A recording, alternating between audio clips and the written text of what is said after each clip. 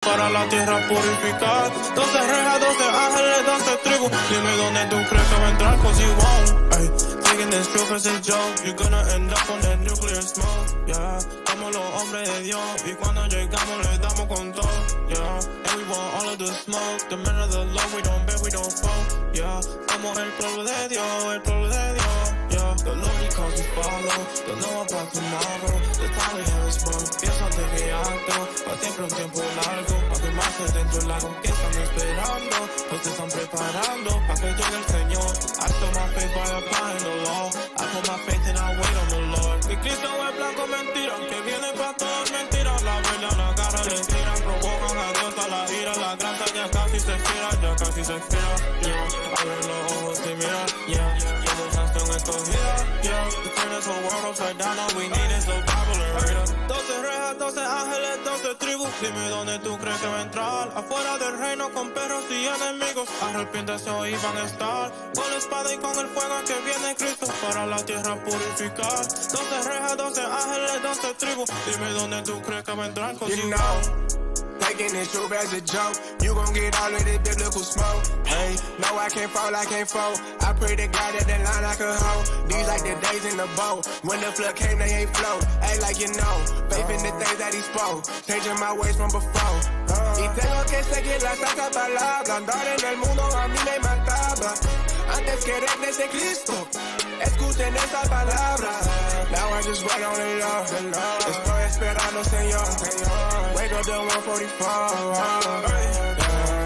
12 rejas, 12 ángeles, 12 tribus. Dime dónde tú crees que va a entrar. Afuera del reino con perros y enemigos. Arrepiéntase hoy van a estar. Con la espada y con el fuego que viene Cristo. Para la tierra purificar 12 rejas, 12 ángeles, 12 tribus. Dime dónde tú crees que va a entrar. Cause you won't. Ay, taking this truth as a joke. You're gonna end up on that nuclear smoke. Yeah, somos los hombres de Dios. Y cuando llegamos le damos con todo.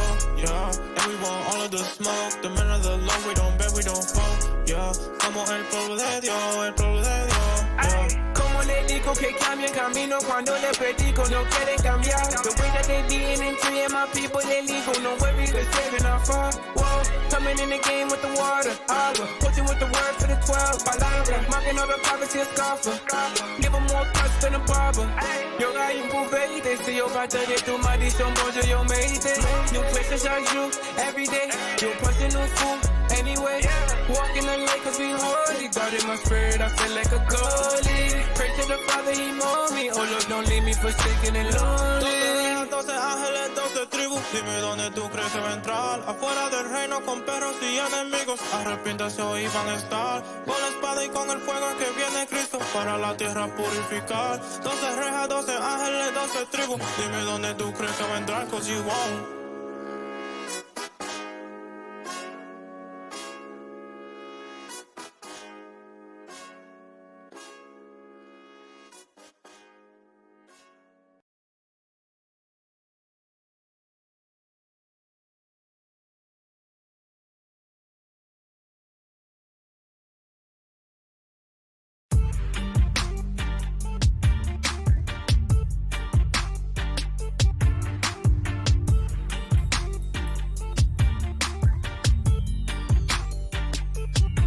The whole creation waiting on the manifestation of the sons of God, the saints patient. In the spiritual war unto the spiritual powers, get it down, then we gon' make nations bow. Beat in the dust and powder.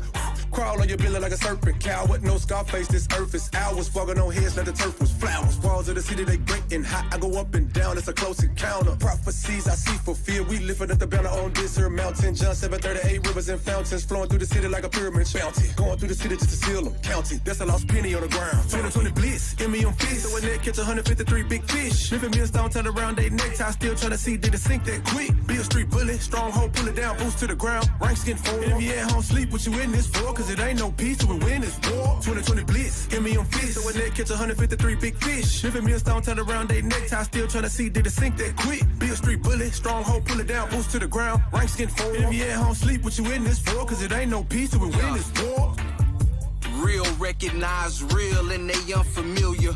Brothers fold like dollar bills for 30 pieces of silver. I ain't got no hatred for you, your own works will kill you. You'll sin now and pay later cause the Lord will bill you. That's enough, I'm about to head to Memphis. I'm done addressing these false brothers, they so pretentious. Our people dying, they need prophets to bring the census. The cost of sin is your life, and that's too expensive. Christ paid it with his life, he paid those expenses, but only for the Israelites who follow repentance. For these preachers still lying, ain't no happy ending. I'm Gary Payton with the gospel, I'm set to defend it. The deacon put the order out, so I'm on the mission. A lot of brothers on the couch just scratching and itching, rolling round like a door swinging on the hinges. And if the shoe fits, I hope they get offended. Not no more. Not no more. Who's the king? Who's the king? What time is it? What time? And if you at home, sleep what you in this for, cause it ain't no peace till we win this war. Yeah, we got that fire, so don't run from the scripts. They get the gun from your hip, get hit with the fire. Not the fire that come from a clip, but the fire that come from my lips, and we ready to blaze. When that alarm erupt, that mean it's time that we armor up. Yeah, these heathens be really thinking they harming us, but our God won't allow them to tarnish us. They gon' honor us, so we advise them to let go. It was awesome to get go. It'll be the Omega when they see that purple and gold with the boots on the ground like a step show. Echo, let's go, take over the planet. Just as long as the Lord behind us, these heathens can't stand it. 2020 blitz, in me on fish, so a net catch 153 big fish. Living millstone, turn around, they necktie, still trying to see did it sink that quick. Be a street bullet, stronghold, pull it down, boost to the ground, ranks get forward. And if you at home, sleep what you in this for, cause it ain't no peace till we win this war. 2020 blitz, in me on fish, so a net catch 153 big fish. Living millstone, turn around, they necktie, still trying to see did it sink that quick. Be a street bullet, stronghold, pull it down, boost to the ground, ranks get forward. And if you at home, sleep what you in this for, cause it ain't no peace till we win this war. Nice to meet you, Mr. War and Peace. Tell me one thing, how do we war in peace? The lions roaring while they sleep and count sheep. Kings and priests, I'd rather chill and sip the grape's blood. But the word of God is sitting on my taste buds. Got this little light of mine, I let it shine like the new moon. Not your average Jew dude, this brute food. The man of war fed me manna.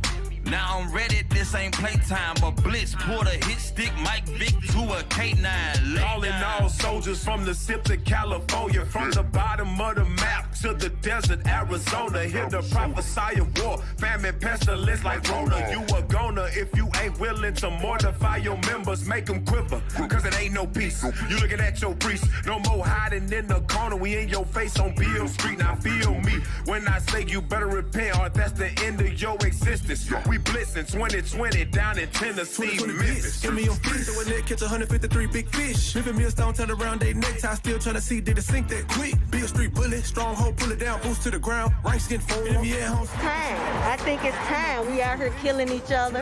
I think it's time for this. So everybody on my Facebook Live, I'm with this. We need a black man in Memphis, Tennessee. What you seeing is the man of God. When the trumpet sound or the prophet start, we touch it down on every corner.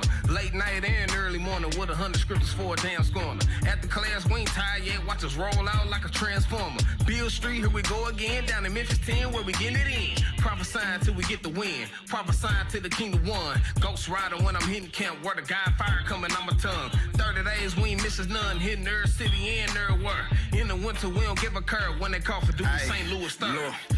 This a call for the just. Time running out, going hard in the clutch. Ain't nobody else going harder than us. Can't stop, won't stop like a bomb on a bus. Speed, yeah. Pedal to the flow, it don't matter where we go. The word going out, yeah, we gotta let them know if it's a one-way trip, then it's how I gotta go. We put our life on the line. No, you can't break through this line. This for the deaf and the blind. We can't be wasting no time. You better make up your mind. We stay on the grind. We on go while you stalling. Gotta make sure of my calling, we won't lose. Yeah, I know they wanna kill us when they see us, but they really wanna be us, cause we do what they don't do. We just do what we supposed to. You can hate if you want to. We produce more fruit like Whole Foods. Yeah, the end will be close to. Many call, but he chose few. From city to city, we making moves. Hit the streets, then we breaking tools. Scripts kicking like taking tools. So much purple, we make the news. Repent or die, we don't make the rules. Give me your fish, so a net catch 153 big fish. Living millstone, turn around, they necktie, still trying to see did it sink that quick. Be a street bullet, stronghold, pull it down, boost to the ground, ranks get forward. And if you at home, sleep what you in this for, cause it ain't no peace till we win this war. Welcome to the Lion's Den. Fix your face, you can see we on the rise again. We in the scripts and in them streets, the section doctrine saying. Hidden history, we teach rebuilding lives again. Love. It's hammer time if you ain't know enough. This the book of our fathers, and yeah, we keep it opened up. I like shine like Bruce Lee, Roy, and show enough. Come up to the prophets, correct, or get cold cut. Cut them cold cuts. So if you at home sleep, what you in this for? See, it ain't no peace, you in this war. 6 times. Your show now, press 1 to hear. Your show is scheduled to start in 34 seconds. IUIC on the mission, so start what you doing, just listen. Don't come to pay attention. Don't be confused when you catch on the street with a that was sin because the Lord seek vengeance. This still working on the valley of the dry bones. We the real Jews coming straight out the trenches. It's a hard not life, but we out here when to just keep the command, stop sinning. Only fear was chosen, but when the Lord called, gotta fight this fight, gotta win this war. When I swing this hammer, gonna hit like Thor. Better get your camera to hit record. Cause it ain't for a glamour when I lift this roll. Your show will go live in 5 seconds. 4, 3, 2, 1. I walk the walk.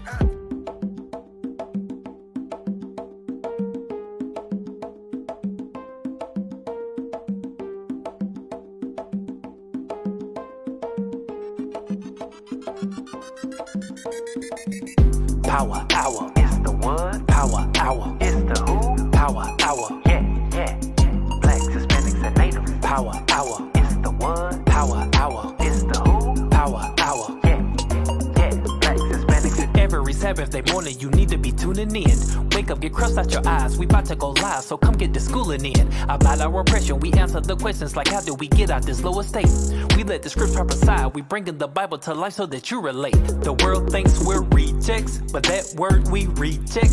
Watch and we'll show you precept upon precept, line upon line. The scripts say we're the greatest, and they can't debate it. Salvation is only for the blacks, Hispanics, and Natives. Power hour is the what? Power hour is the who? Power hour, yeah.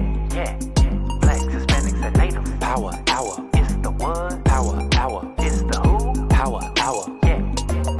Blacks, Hispanics, and power hour is the what? Power hour is the who? Power hour, yeah.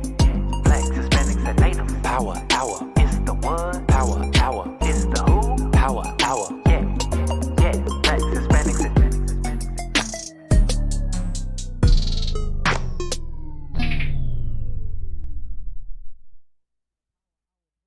and I am Captain Joshua. Officer Zacchaeus. Soldier Eric. Shalom. Most High Christ bless. You threw the brother off, bro. Hey, I'm off balance. What are you doing, bro? I'm unbalanced right now. Oh, man. He just carried it out a little too much. Okay, all right. He did. A little reverb, you know. Okay, all right. All praises to the Most High. Praise to the Most High. We back for another episode, all right? That's right. We had, what did we do, a replay last week? Yes. Okay. I know I've been off the show for a bit. Unbeknownst to a lot of people, I was battling some illness. So bet you're back though. I'm back. Pneumonia. Yeah. I got caught pneumonia. Took a hold of me pretty bad. Said about 97% back. I'll say I'm maybe 90%. Okay. I'll say I'm 90%. Right. I gotta preface that because I don't know how much fire I'm gonna bring to the show. Like I don't know. I might be subdued today. I don't know. Try to hold your hands up like Moses. Well, that's why I got y'all. That's right. You know, we got feet off each other with that stuff, so we got to see how it goes. But yes, you know, I think I did the last show like the week before Tabernacles. Right. We did do a special edition in the wilderness. That wasn't live. It was a long class. Right. I know people get discouraged from watching a long class, but I implore y'all to watch it, man, because we had a panel of leadership there. We had Bishop Yawasab, some of the captains. I think it's a very needful topic for the body. That's right. But yeah, and then, I got back and I think I missed the first week because I was just busy catching up from being out in the wilderness. Man, and then I got school was closed, I think, right? Yeah, we had then the school was closed because we had sickness in the body, and then I got sick, bro. Yep. Like sicker than I've. Yeah. I allegedly had COVID late last year, and it wasn't as bad as what I was dealing with with this pneumonia, man. Sometimes you just don't want to even take it. Serious, bro. Mm. And I had it in one lung and only part of the lung. Ugh. And that thing was brutal. Yo, it's like, you hear about pneumonia, and you're just like, damn, but how bad can it be? Oh, that thing is until you get it. That thing is bad, bro. Yeah. Bro, I mean, I have like a hyper immune system, so my body. Right. My body goes to battle quick, bro. Right. Mm. Which sometimes is good. I usually am not down and out for too long. Yeah. Nah, this thing knocked me on my behind. Wow. Behind. Knocked me off. So, and even after I got better, there was still some, residual, wasn't even the pneumonia no more. It was just my body, like, still not trying to let go, like inflammation, all types of stuff. Yeah, man. So, but all praises to the Most High, I remained faithful, Where's the applause? Bro, the straight applause, up, bro? can I tell you, like, I was giving my wife, like, instructions and stuff. Yeah. It's like, yo, this is here, life insurance is there. She's like, why are you saying that? I said, because I got to see women Right. get emotional. Right. I said, because I got to say it just in case. I said, what if I freaking just croak right now? Like, I got, Lord forbid, but in middle I of said, I speech. got to say this stuff, you know? I said, because afterwards, after you get through the trauma, you're going to remember that I said this You're stuff. gonna be like, I I didn't know it was possible. Yeah. So, but Most highly all preserved, Yep. So all praises. all praise. So all praise to the Most High. I'm excited to be back. I've had a lot of ideas, and we still have, I think, 2 more segments of the documentary of Harvest of Empire, and some sections in the book. But my spirit was leading me somewhere different because, I purchased books here and there. And not that you need books to do a radio show. I mean, I could do straight classes on this show and keep it scriptural. I mean, those of you who sit with me here in Phoenix, when I do classes and stuff like that. And, we'll still be able to be edifying and be engaging. But, for me, I like the show format because we get to be a little more conversational with it, the fact that we offer up the opportunity for people to call in and speak and dialogue and answer questions. And, the show's ever evolving, so we're looking to do different things. And thank you, brothers and sisters. I see all y'all, giving all praises to the Heavenly Father for my healing. I'm definitely grateful for it. But I like the show because, like I said, it's like you get to spend some time really kind of dissecting things and, hey, let's go through this and whatnot. And then, invariably we're talking about this stuff spiritually. So the scriptures play in everything that we're doing, Yes, so, sir. Hey, I see Bishop Yawasop is on. Shalom, Bishop. Shalom, Bishop. Christ bless, Bishop. As always, we appreciate the support for us. Couple of housekeeping things before we jump in. We had a little technical difficulties. Not to mention. On, man. So that's why the show. I was here 20 minutes early to start on time. Right. And it didn't happen. That's all you can say right there. Listen, IT is a tough office, man. Gotta be. And you gotta take it. You just gotta take it. You gotta eat it. You know? Gotta take it. Yeah. Right. Yeah. IT is a tough office, and those who take it. And I'm gonna tell you something. No. In all sincerity, I'm still probably gonna talk crap about them sometimes. But in all sincerity, with IT, trust me, all of us know none of it is intentional. Mm-hmm. You guys are zealous for the office, and you want these things to work. I know technical things happen. Today wasn't technical. I think it was just poor planning. That stuff wasn't ready, but.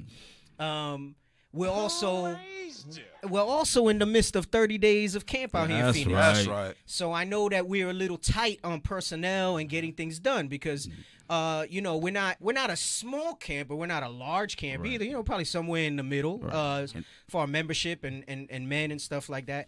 So we're really, we stayed out of the fray with 30 days of camp because, you got to count the cost. And so now we're in a position where enough men have been called to be raised up, and but even then the schedule's still a little tight for us to get out there. That's why we're praying for more laborers. Yeah, so that's right. Yep, always praying for more laborers, getting the word out. And I think I was talking with Officer Issachar yesterday too, and he was saying we're already putting ourselves down for 30 days of camp next year. That's so now we could get in the fray, right? It was never a matter of not wanting to do it. Right. It's just don't start and not be able to finish it. So, I commend the brothers that have been out there doing the 30 days of camp. I've been down and out of 6, so I've yet to hit the street. I'm looking at the calendar. I said, damn, I got to try to get out there. It's almost over. I want to get out there with y'all a couple times at least. Get you 95%. We'll get you. Yeah, I'll see. I'll take it. Get out there. So I get it. We had some technical difficulties. We started late, but I'm glad to be back. Couple housekeeping things. Let's not forget the Booster Club. Let me tell you, I'm having a meeting with some of the Northern Kingdom captains next month. We're going to lay out some of our itinerary for traveling. So support the Booster Club. All right? IUIC.fundraising at IsraelUnite.org. You see it up there. We're trying to do some different things. And listen, Booster Club doesn't just support the travel to these countries. When we get radio shows, TV spot opportunities that we can pay for, we those funds that you support for that help us do those type of things out there, you know? So we definitely have some good things on the horizon. I think, several months back, almost the beginning of the year, we spoke about it on this show about how, Northern Kingdom, the Spirit's moving for us to really kind of step things up and get out there a little more. And that, by and large, had a lot to do with laborers as well. And now we got a lot of brothers and even sisters helping on the social media and back inside that have really been able to help us make these strides collectively to get the word out and do what we need to do. So, support the Booster Club, all right? It's definitely needful. Also, call in if you'd like for questions or comments.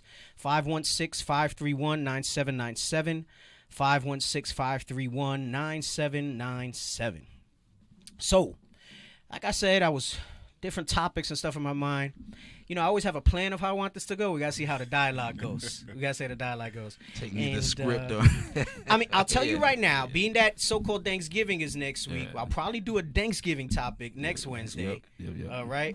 But then we're going to spend some weeks on what we're going to go over on here, right? So we're going to talk about this. The title of today's show is actually based off of a book, all right? And I think I sent you a picture of the book if you want to put the title page up. Producer. It's Ignored Racism, White Animus Toward Latinos. All right. So this book kind of caught my eye.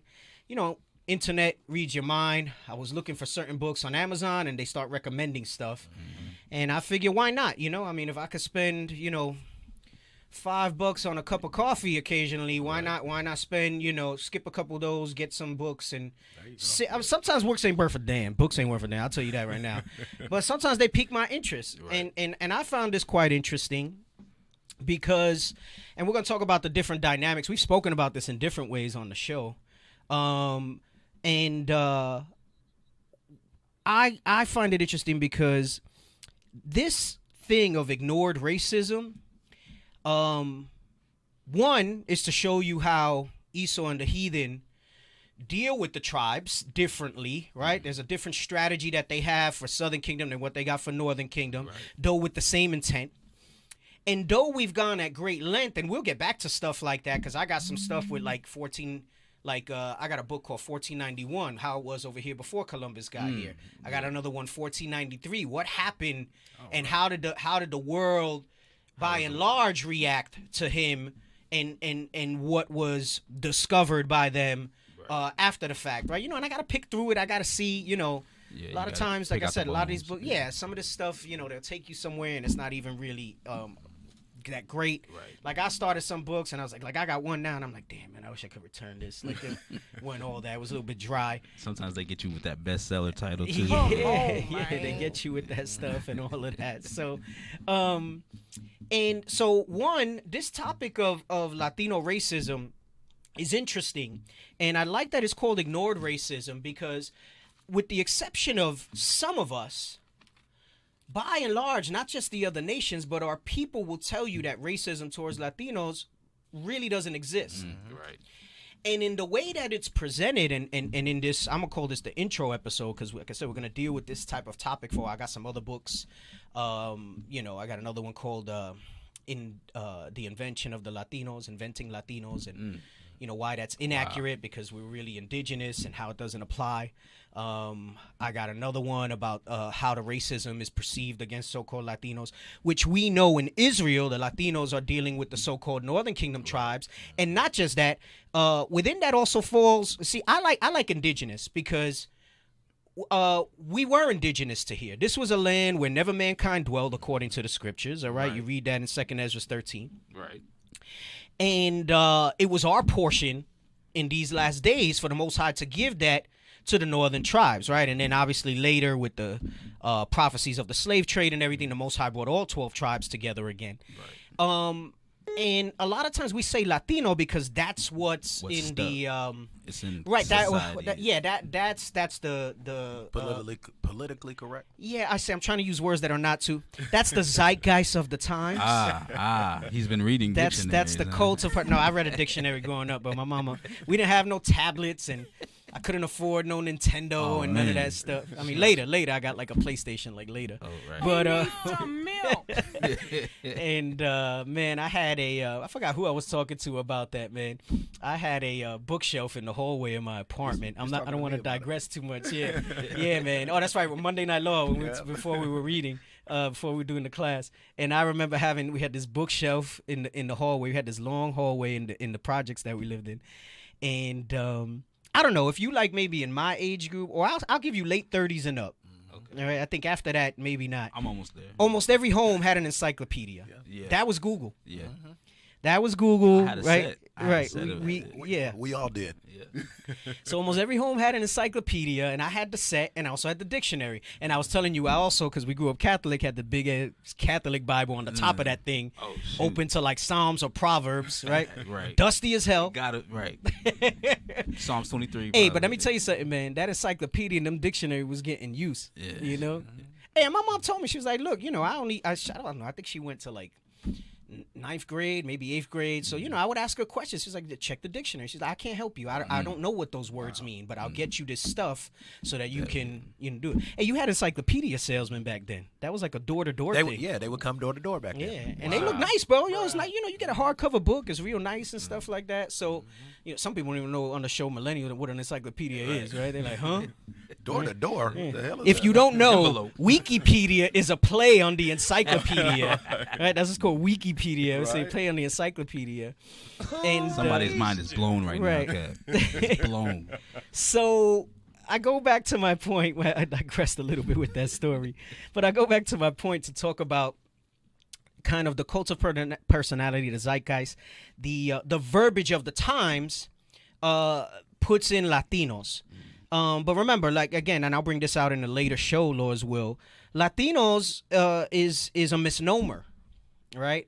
Just like Hispanic is, just like to even say Spanish, it's not accurate.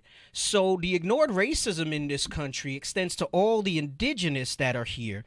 And guess what? So-called Puerto Ricans are indigenous because of the Caribbean, so-called Dominicans, what's known as Mexicans today, Peruvians, Colombians, Venezuelans, Brazilians, Chileans, Argentinians. I mean, all those. The first inhabitants. Right. Yes. Yeah. Right.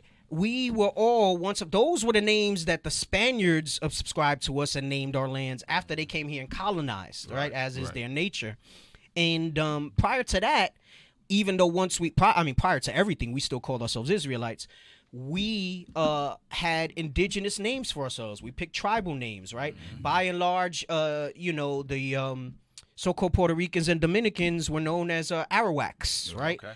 Yeah. You had different terminologies here, like Incas and Mayas, right? And so forth. So, and then you had the Caribs, they also called, right? Which now, when you do some history, the Caribs really going into like Levi and Benjamin, largely Benjamin.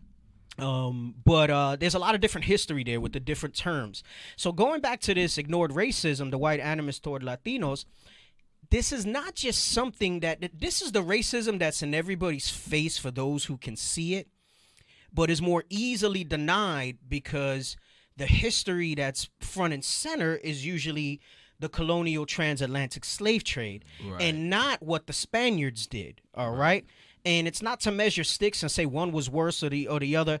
They were all atrocious, and they all, when you read biblically, were similar, right? It tells you in Daniel, can we get that where it says about no one has suffered like Israel has suffered? All right. And that goes for all tribes. And I want to bring that out because the distinction that I'm making is to understand how we get to today where it's so bad with the disacknowledgement of that we don't go through the same things, that it's even amongst our people. And I understand where it comes from is the point that I'm going to make. And my aim with this series, Lord's Will, Be the Lord's Will, that we bring out amongst whatever the Most High wants edified, is that I can show you historically how the uniqueness of us having been here before the rest of the tribes came over with the transatlantic slave trade is what sets the tone hundreds of years later for this thing where not just white people and other nations, heathen nations, will say there is no racism towards Latinos, but that you can even have Latinos and so-called Southern Kingdom say the same thing. All right. There is a rationale behind that. And obviously it's all of the Lord. But it's nice to have the historical context of where this stuff comes from. Go ahead, read that real quick. This is the book of Daniel, chapter 9 and verse 12. And he hath confirmed his words, which he spake against us. How did he confirm them? Now today we see the atrocities historically in the Bible and then whatever we have documented in the history books. Come on. Because the words that he spake against us is what you read in Deuteronomy 28, what you read throughout all the scriptures and the prophets of the different things that would happen to us. Come on. And against our judges that judged us, by bringing upon us a great evil. A great evil. That great evil was led by the ministers of Satan, right? Which is the so-called white man who the Bible calls Esau or Edom, right? They were the one that led that salvo and led that charge with all the other nations confederate behind them. Come on. For under the whole heaven hath not been done as hath been done upon Jerusalem. Right. So under the whole heaven, there's different heavens in the Bible. What it's talking about is in the earth. Right. Nothing has been done like what's been done upon Jerusalem. And when he says Jerusalem, he's talking about all Israel. He's talking about all the Israelites. All right. And he's saying there's nothing in the history of anything. No so-called Holocaust of Amalekites who the world calls Jewish people. Right. And I'm not even going to try to, because you'll get censored right away if you say it didn't happen. And I'm not even going to get into that. But if you just want to take even that at face value, it does not compare not at all to what has been done to the true Israelites of the Bible. Come on. Was that it on that verse? That's it, sir. That's it on that verse. So that in and of itself, all right, I want to give that distinction because I want, as we go through this, I don't want people, I mean, you could be offended, but, I want you to understand where it comes from. And I've said this in different ways before. When I see some of our own people, and I'm going to tell you, silly doves as well, Latinos, so-called Northern Kingdom included, deny racism, we're going to learn today where that stems from, right? Where that stems from and why that stuff comes out, okay? You had something you want to bring up? Yeah, and that just leads to the point where what you were saying, they use each captivity against each other or each slavery against each other to try to mask each one of them so that it's harder for us to identify. It's just part of the crafty counsel that they use against us. So that's all I wanted to bring out. Oh, that's it? That's all you were going to bring That was it. That was it. That's why I was going to just pass it, You got a lot of things you want to bring out. Yeah, I still can't deal with this new Facebook format, man. Like, I used to be able to see the comments on Facebook. Like, I can't see it. It's like I get like a little sliver. Don't update. I don't know if it's my setting. You try to reduce a window and expand another one. I can't. It's not doing that for me. I'll figure it out another time. All right. So, I get to see the YouTube comments. iPhone 12. I don't know. I ain't got no. That's on my computer. That ain't no iPhone 12. What you talking about? Oh, my bad. You was talking about it. Goodness gracious. I'm not going to do the first article that I said, but save that. The one about the Indians who claim descent. That was, being that we started late, I want to move forward with what I got. All right, so I'm going to jump into the book, and we're going to move around, and we'll jump into, I have an article. And it's interesting. I actually think I did a show on this article several years ago when we first started the show here. Obviously, we had, less of a viewership and different things going on back then. But I think it's still, I saved the article because the content of the article, though it was written, I believe, in like 2012, I believe it's still really relevant. So we're going to jump into this book, all right? And we're going to talk about this a little bit. So I want the preface. I think I put, no, not the preface. Even before the preface, I had posted a picture of, the intro to the book. And I want to read that part so we can get some context on this. You said not the preface? Not the preface. There was another page. Oh, that's it. Ignored racism. Okay. All right, so I'm going to read this. So it says, ignored racism. Although Latinos are now the largest non-majority group in the United States, Existing research on white attitudes toward Latinos has focused almost exclusively on attitudes towards immigration. And this is very relevant, and as we explain it today, you're going to understand the immigration is a smokescreen for the animus and racism that they have. And we'll get the definitions of animus ready. Don't put it up yet, because it's not a common word. Like we were just talking about, like I had to look at it. Like I knew it meant like some sort of hate, right? Or animosity, right? The root word from that. But it's nice to read the definitions. Y'all know, if you watch anything, I'm always in on definitions, right? And now you know why. My mom was like, "Go read the dictionary," read the dictionary. This book changes that. It argues that because this is their excuse. I'm not racist. It's that, immigration. We can relate to that, right? No matter what line you're on, you don't want people coming in here, overloading the country, so on and so forth. This book changes that. It argues that such accounts fundamentally underestimate the political power of whites' animus toward Latinos and thus miss how conflict extends well beyond immigration to issues such as voting rights, criminal punishment, policing, and which candidates support. Sounds a lot like the same thing our Southern Kingdom brothers go through. Exactly. But because of the way it's presented in this country, because of the way it's reported in the news, because of the way that it's discussed, it's seen as a different type of issue. And it's so powerful, this train of thought, that this is where you get those, and we'll read it later in Hosea 7. I mean, I usually have to always go there, Hosea 7 and 8, how strangers were able to devour the strength of the northern kingdom. All right. And they know if it not, because it's done in such a crafty way. This is how you can have Mexicans be anti-immigration against other Mexicans, not realizing that it's all a smokescreen of racism. All right. And we're going to talk about different types of racism. We're going to talk about, race neutrality. There's some different terms and stuff that's going to, because these things are going to, so we're going to spend a lot of time on that on this episode, because as we continue on and dealing with these topics, you have to have that foundation. We'll probably revisit some of the definitions as needed. I know some people might not watch the show today. They might tune in at another time. I have to lay that foundation so that the full understanding comes out of where we're going with this. And to me, I think this is crucially critical as you see more Northern Kingdom wake up. And we know amongst Israel, there's this anti-Northern Kingdom sentiment by and large, right? And a lot of it is based on these type of factors and them not being able to see that and see the commonality in what we have. All right. And we're going to bring out and show you how they play on that appearance thing, right? Which is kind of your basic racism, right? Going based on appearance, and not focusing on the things that we just read, where it extends, to things like criminal punishment, policing, right? Which candidates support, all the same type of things that we deal with. So it says, providing historical and cultural context and drawing on rich survey and experimental evidence. So, he's basically qualifying his book that this isn't an opinion piece. For whatever that's worth to anybody, he has citations and stuff in this book, and he's even created a scale, which I have not read that further into it yet, that basically validates everything that he's saying. So, if you're a data head and you like to see that sort of stuff, spiritually, we know what it is, right? We're going to lean on the Lord for that stuff.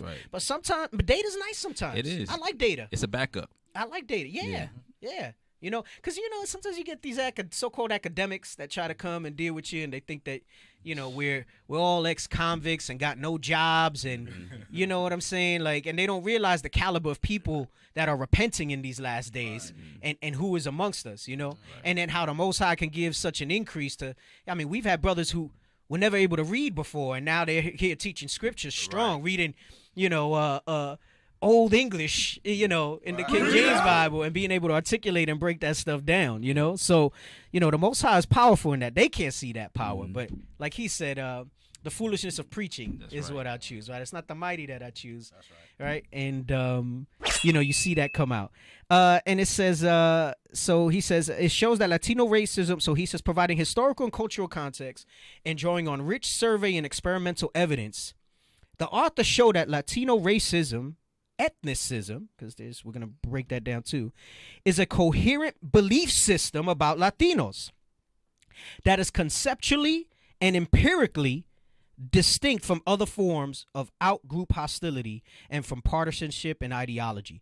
So he's letting you know there's a uniqueness, and I'm going to explain what the crux of that uniqueness is as to why there's this misnomer, even amongst Latinos, that we are not experiencing racism at the same levels as so-called blacks. Wow. All right? Wow. So let's move on. We're not going to do the article yet. There's a whole bunch of references here. I haven't even gotten to the tables and stuff. So let's deal with the preface or preface. All right? Preface. I know tomato. I say preface. I say preface. Judah and Israel. Sound like breakfast. Breakfast. This research is more timely than we first expected. When we started this project in 2014, we expected that whites' animus toward Latinos played an important role in shaping a lot of their opinions about politics and policy. Let's pause for a moment because I said we got to look up animus, right? And maybe some people did already. But let's pull up Jump animus. in the gun. Let's pull up animus. And you know me, I like several definitions, so we're going to go through all of them. I hope you put them all up. Looks like you only put up one. So if you did it, I will go get dictionary and Webster's while you're at it. Right? So animus, hostility or ill feeling, and a motivation to do something, right? So again, hostility, ill feeling. See how it says it deals with psychology and philosophy. Let's see what else we got. You're going to scroll down? Okay. Webster. Yeah, Webster's my favorite. That's the one I had in the book form. That's the growing book? up. Oh, yeah. Webster's Dictionary. Yeah, okay. It was real big hardcover. It had a brown outer jacket. I remember it had the big circle just like that. It's a Merriam-Webster. And, of course, Webster hitting home like it always does. Way better than Google. I don't think Google dumps it. Sometimes Google be on point with some definitions. Sometimes. A usually prejudiced and often spiteful or malevolent ill will. See, that's more potent. Yeah, he just threw it. That's more potent. That's a lot more potent. Threw the bomb at him. That's a lot more potent. Yeah. It says it's a usually prejudiced, right? Meaning it's not based on anything in reality, right? They're prejudging. And it is often spiteful or malevolent, meaning malicious. And it's an ill will. So when we say white animus towards Latinos, they have a prejudiced, spiteful, malevolent, ill will towards Latinos. All right? Basic attitude or governing spirit. That's nice too, because it's basically telling you that's their disposition against so-called Latinos. That's just the way they are. Somebody's disposition is like, that's how you see it. Like, for example, like our disposition towards shellfish and pork in this truth is disgust. Right? No, I can't eat that. Once upon a time, it wasn't. Once upon a time, our disposition was... For some of us. That was our favorite thing. For some of us. I know not all. Right? Get the hell out of here with the inner masculine part of the female personality. That sounds like some new stuff. Bruh. Let me see what dictionaries say. I mean, Webster was strong. Let me see what dictionaries say. Strong dislike or enmity. I like that because that word's in the Bible. Right? Yep. Enmity. A hostile attitude. And like I said, the root word is animosity. Right. So you could have an idea when you hear it what it means, right? And look at the definition number 2. It is their motivating purpose or intention. To be spiteful, to be malevolent, and to have ill will towards the Northern Kingdom, towards so-called Latinos. And we know they have that ill will towards everybody. But the point that we're bringing out is that they go about it different when it comes to us. And that's by design, prophetically, that it was going to be that way. And it says purpose and intent, meaning it was always meant to be. It was in their spirit to hate us. Yes, it was in their spirit. That's like when you read in Job when it talks about it's in their bones, right? Right. Like it's in their DNA structure. I brought that up before. It's in their bones to bring that to be that way. So now let's go back to the book. So it says, this research is more timely than we first expected. When we started this project in 2014, we expected that white animus toward Latinos played an important role in shaping a lot of their opinions about politics and policy. But we expected that most of the findings would suggest that it would be unexplored and important undercurrents of politics. Obviously, the tides have shifted as we are writing this in July of 2019. So this is a recently published book. A dominant story is President Donald Trump's tweets and comments about the squad, 4 women of color in the House of Representatives. His tweets suggesting they should go back to their countries, and the chant of "send her back" at one of his rallies has once again made race and ethnicity a central piece of the Trump presidency. So what's important about this aspect is what he's saying is that in this environment, and this is what I love about Trump, and you also read that in Daniel where he says he'll set the basis of men up. Right. And I share this sentiment with Deacon Aitan. I miss Trump. I love Trump. he was a straight shooter. I love Trump. He was honest. Straight shooter. Because Trump, you ever seen that thing where somebody says something and then go, right? He was that guy for them. That was that guy, yeah. He was that guy for them. So I miss that candor. I miss that, That afraid to put the mic in his face. Yeah. And the reason if he would have said all those things and not got a following, not got chosen to be president. Notice I said chosen, not elected. Right. Not not have got the response that he did. He drove these damn. Let me use proper terms so I don't get put off the air. You got the word. I was gonna say saltine crackers. He drove these damn Edomites to freaking run up on the Capitol, bro. You know what I'm saying? Man, straight division amongst themselves with weapons, right? Straight right with weapons and all types of stuff. They all types of convictions now. They getting all over the place with this stuff, right? So it's not just that he said it; it's that the people responded. Mm-hmm. They responded, man. Yeah, exactly. So to me, I mean, the Most High did that thing. It's no coincidence that you're seeing an uptick in Israel of Northern Kingdom activity, that you're seeing that stuff, because the time is now it had to happen to show that that's where we at. Yeah. To show that that's where we at. Hey, in some ways, of course, this is them sowing more confusion. They're trying to show you that black people are getting a fairer shake, right? They're trying to line up Kamala Harris and some of the things that they're doing. Yep. But that's not happening with Latinos right now. They've been masking it for so long. Yes. For so long, they've been masking that hatred towards Latinos that they try to push the hatred toward Judah, the Southern Kingdom. But go ahead. So it says alongside this more generalized racism, right? So there's a term, generalized racism, all right? That's dealing with more of the prototypical feature thing. You don't look like us. Your features are different, all right? We are witnessing policies specifically targeting Latino communities. What policies could these be? This includes the separation of families at the border. Because that's not happening with Irish immigrants. Not at all. It's not happening with Italian immigrants. No, not at all. That's not happening with even Arab immigrants. Not even that. Not even.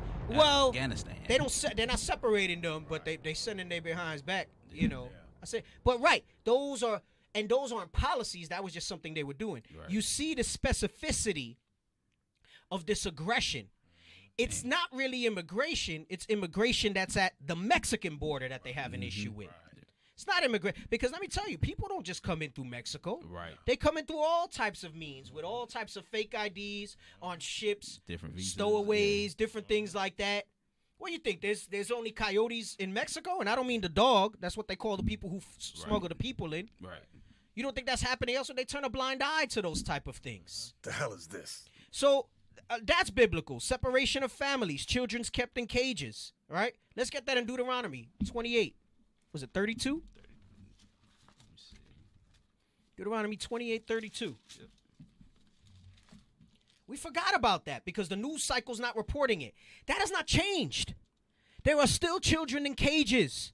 There are still families that have not reconnected with their kids years later. That means they came here, their child might have been 3, their child is 5 now. They probably don't even remember who their mother is. And this is America in 2021. We're not talking about, because some people, you're talking about when conquistadors were here. We're not them. Read that.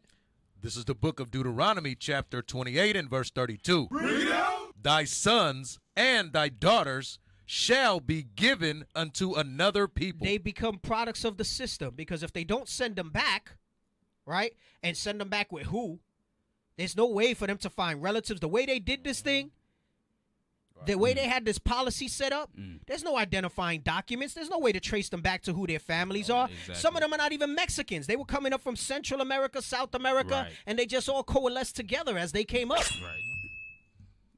displaced. Read it from the top again. This is the book of Deuteronomy, chapter 28 and verse 32. Thy sons and thy daughters shall be given unto another people. It says they'll be given unto another people. They've been given into the system, right? Right. They've been given. Some of them are going back to and the Mexican government. You deal with it. Read on. And thine eyes shall look and fail with longing for them all the day long. This is happening now. This is happening now. Right. This isn't that someone took them in slavery and a conquistador just robbed them from him. This is now. Now. It says that you will not have, well, it's going to say it, you won't have might in your hand. It says your eyes will look with longing all the day long as they take your children from you. Come on. And there shall be no might in thine hand. No might, no power to fight it. Because, if somebody's trying to take your child from you, in any circumstance, you're going to fight that thing. Exactly. You're going to go ahead and do what you need to do to retain and protect your children in that situation. Right. But we're still in a day and age, and it doesn't even have to be at the face of a sword or a gun. The power that they've solidified in their superiority in this earth allows them to do this with impunity. And it don't matter that there's people and public representatives up in arms about it. What's being done about it? Right. Nothing. And this Still going on. It's been hidden for so long. This, Yep. just this right here. Yep. This verse. So showing you that when it says the curses will pursue you and upon your seed forever. Can we read that part? I think it's 46 and 47? This is the book of Deuteronomy, chapter 28 and verse 46. And they shall be upon thee for a sign. These curses. The they is these curses. He said these curses will be your identity. There ain't no other nation in the earth that uses curses to identify their history. Right. There ain't none. All of them can give you their history. All of them. You look at our people, Native Americans, they'll tell you they don't know their damn, whatever their history before the so-called white man was. That's slim. What they can tell you is traditions, not their history. Right. That thing was killed away, washed away. Save the man, kill the Indian. They destroyed that thing. So-called black man in America, where's your history? That's why you run into Africa. That's why you run into Kemetic, Egyptian stuff, latching onto every little thing, because there is no history for us. So-called Latinos, Hispanics, your history starts. You talk about Inca and Maya. What do you know about that? You know about that from the perspective of when the conquistadors came and destroyed us. Read that again. This is the book of Deuteronomy, chapter 28 and verse 46. Read it out. And they shall be upon thee for a sign and for a wonder. We are identified as a people based on our afflictions. Right. That was the prophecy that the Most High God put onto us, and it's just. It's meat. Is it tragic? Is it sad? Yes. But it's supposed to be. It's prophecy. Because in that uniqueness, the Most High knew this thing's not going to get twisted. Right. Because I know the spirit in this vessel of wrath that I created, fitted for destruction. And he is going to destroy, because that's what I made, because that's what he made Esau for. And he is going to destroy. And not just destroy them and break them down as a people, but he's going to destroy who they are, all semblance of any memory of the glory, of the wonders, of what great a nation they are. He said, so these curses will be your way back to me in these last days. Come on. And that's crazy. We remember the sign, but we don't remember the God of the sign. Nope. We don't remember the commandments. Nope. We remember the slavery. That's what we're going into in Daniel 9. Yes. Everybody's going to know us by that sign. That's it. Right. That's it. That's so for all the arguments and all the semantics that anybody wants to give, that try to fight us, apologists, morons, and theologians that went to how do you go to a university to get God's word? That's crazy. To get the understanding of God's word. You want to talk about divinely inspired, but then you went to get an accreditation for a degree in a system that designed what they should include and what they shouldn't include in their curriculum. What you're going into, hatred. And then if you look at the corruptness of the whole system that it is. That's right. That's right. What it's built upon. I mean, come on. And then you want to say that you could just play with this right here with what you said between this verse and Daniel 9 and show you that it's not that you cannot defend against this. Right. Show me another nation. That's the point. Show me another nation that cannot trace their history back. Yep. It's just us. It's just us. Bring it out. And then if you have that dialogue with them and ask them, well, how come you can't? They don't even want to approach that because then they'll have to acknowledge what they did. Exactly. And they definitely don't. No, and then it backs them into a corner and they wind up giving credence to the whole thing, you know? So, you know, it's crazy. Read that verse again from the top. This is the book of Deuteronomy, chapter 28 and verse 46. Read out. And they shall be upon thee for a sign and for a wonder. These curses would be a sign and a wonder because there's a wonder that we survived as a people. Right. You know, I was looking at another article that I might bring out later down the road. Maybe I'll bring it out for Thursday because dealing with Thanksgiving. I mean, next week's show, Wednesday. And it says that in schools, they essentially teach you that all the Native Americans are dead. That's basically what the curriculum says. That's right, yeah. That there's no more Native Americans, that they're dead. Right. And we know that that's not true. We know that there's natives that identify as natives that live on reservations still to this day, far and few between. And we know that they live on through the tribes of Israel as well. Right. Right? Because of, you know, we only know what our father is. We go from there. I mean, how many times, you seen it a little more and more, you got brothers that have been professed in Judah. Yes. Hey, we had a couple brothers that professed Issachar. And they were like, nah, man, it turned out I'm Gad. Turned out I'm Reuben. Don't be scared, brothers and sisters. You know, if you Gad or you Reuben, you still Israel. That's right. I just brought it out too. You still Israel. Yeah, might be Gad. Right. We were talking about that with you, you know. It was Soldier Bishop, bro. Soldier Bishop. Yeah. I know he's able to grow that fro, man, but you look at him, bro. He looked like the picture in the Black Indians. That's he right. Really does, bro. Them features and everything like that. And I know it's not all about features, man, but you know what I'm saying? Like, come on now. That brother always looked Northern Kingdom to me. Right. Yeah. Oh, right. Right.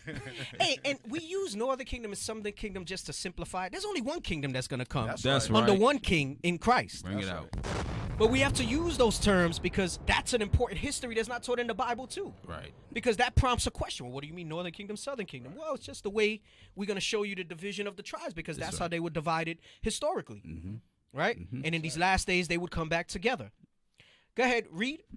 There'll be upon thee for a sign and a wonder. I know I'm trying to get through it, but I'm doing a Bishop Yawas out now, boy. I was watching a clip he sent me a clip from a class he did, boy. And man, he stayed on a scripture in Hebrews, bro. No lie, for like 30 minutes, man. Wow. It was one script, just the master of the... bro. But it was fire. Like I was walking on the treadmill, bro, and I didn't even realize that I was doing exercise. I'm just listening to the class. Bishop is the master of the butter on the biscuit. He take all that meat off the bone, bro. You know he Judah. He needs some milk. The way he take all that meat off the bone, right. he know he Judah. Come on. And upon thy seed forever. Right? And upon thy seed forever. So my point was, going back to what we're reading here, I'm going to go back to the book. It says that you see this, right? Beyond generalized racism, we are witnessing this today in 2021 in America with policies that specifically target Latino communities. It includes the separation of families at the border, children kept in cages, an increasing number of migrant deaths, and a rise in anti-immigrant vigilante groups. Letting you know that those curses, like we read in Deuteronomy 28:32, like we read just now in Deuteronomy 28:46, are here and upon your seed forever. Meaning that if you're in the right spirit, you will see the manifestation of those curses today. They try to tell you that was for then and this is for a time. Yeah, certain ones that were hard hit in history, right? Like the siege at Jerusalem and so on and so forth. Right. But then he goes on to say, hey, listen, all this other stuff, man, I'm telling you right here, this is going to be your identity. This is going to be what you identify with, right? And that's why I said to go back with that Daniel 9. It says, and more recently, the unlawful incarceration of U.S. citizens of Latino heritage by immigration and customs enforcement. They're even mixing up people who do have a proper status here, who are citizens here, and locking them up. So it says, whites' attitudes about Latinos may have been an undercurrent in 2014, but now they are clearly a tidal force. Man, when I read that, I said, damn, I've been saying that with Trump this whole presidency. He gave us all so much material to deal with. That's why I love that guy. Because it's put to the forefront. His spirit is revealed. That listen, my so-called Southern Kingdom brothers and sisters, you so-called blacks, you not alone in your afflictions. We afflicted with you. Together. Hey, and I've said this openly. We've gone over this. There's some white passing that allows certain things, but that's the generalized racism, right? So the white passing, those Latinos who look like myself, right? Because there's Latinos that look like you would think they're Southern Kingdom. Right. There is a white passing and stuff, but it's no different as far as all the afflictions that we've dealt with. You have to understand that piece of it, right? And again, there's a psychology behind this. There's a sociology behind this type of behavior. And for me, I think it behooves us to truly try to understand this and at least have this information out there for those who the Most High is willing to let that spirit open up and have that discourse to be able to see the factors behind that and why today it appears this way, rather than just so cavalierly and casually just write it off as no, because, you know, they have elected officials and there you don't see the stuff in the news cycle and stuff like that they're not part of that. It doesn't make sense. It doesn't make sense. I'm still in the preface. I don't know how much of this I'm going to get through today. That's why I said this is going to be like a series of things that we're going to go to because it's good, guys. It's good. The struggle is for real. The struggle is for real. Someone put the struggle is for real. All right. Let me see. Okay, so it goes on to basically state that many of these people who are getting elected now were able to do so by running on anti-immigration platforms, right? So let's get the next page of the preface, all right? Yeah, right up there, right? And it says, so they're running on anti-immigration platforms. In particular, the goal was to move beyond existing measures and approaches rooted in theories of how whites perceive blacks to understand how whites perceive Latinos. So what they're saying is that they compiled their data by trying to look at what they had an abundance of, which was historically whites' views of so-called blacks, right? He says, much of the extant research, we believe, emphasized social distance and contact, but did not have as much of a focus on the actual content of what whites thought and felt about Latinos. Because it's more prevalent for them to speak about blacks in a direct, general racist way. Right. Right? How, but not so much when it's Latinos. What do they focus on? Immigration, taking our jobs, that sort of stuff, right? But they're not saying that about other immigrant groups. Right. Look at how they all open their arms to all those Ishmaelites from Afghanistan. Yep. That's exactly. Or the Chinese, Moab. Or the Chinese. They're talking about even what are those Muslim Chinese, the Uyghur? They're talking about them and how the atrocities that China's doing against them, and they need to do something with them. Right? In their minds, if it's another race other than Latino, then it's not about immigration. Right. It's legal. Right. Instead of illegal. Right. Yes. They have homes. Airbnb is providing homes for Ishmael, but is providing cages for Northern Kingdom. Damn. Did they hear you when you said that? Yes, sir. Oh man, can you drop a bomb for yourself? Like Deacon Lapa said.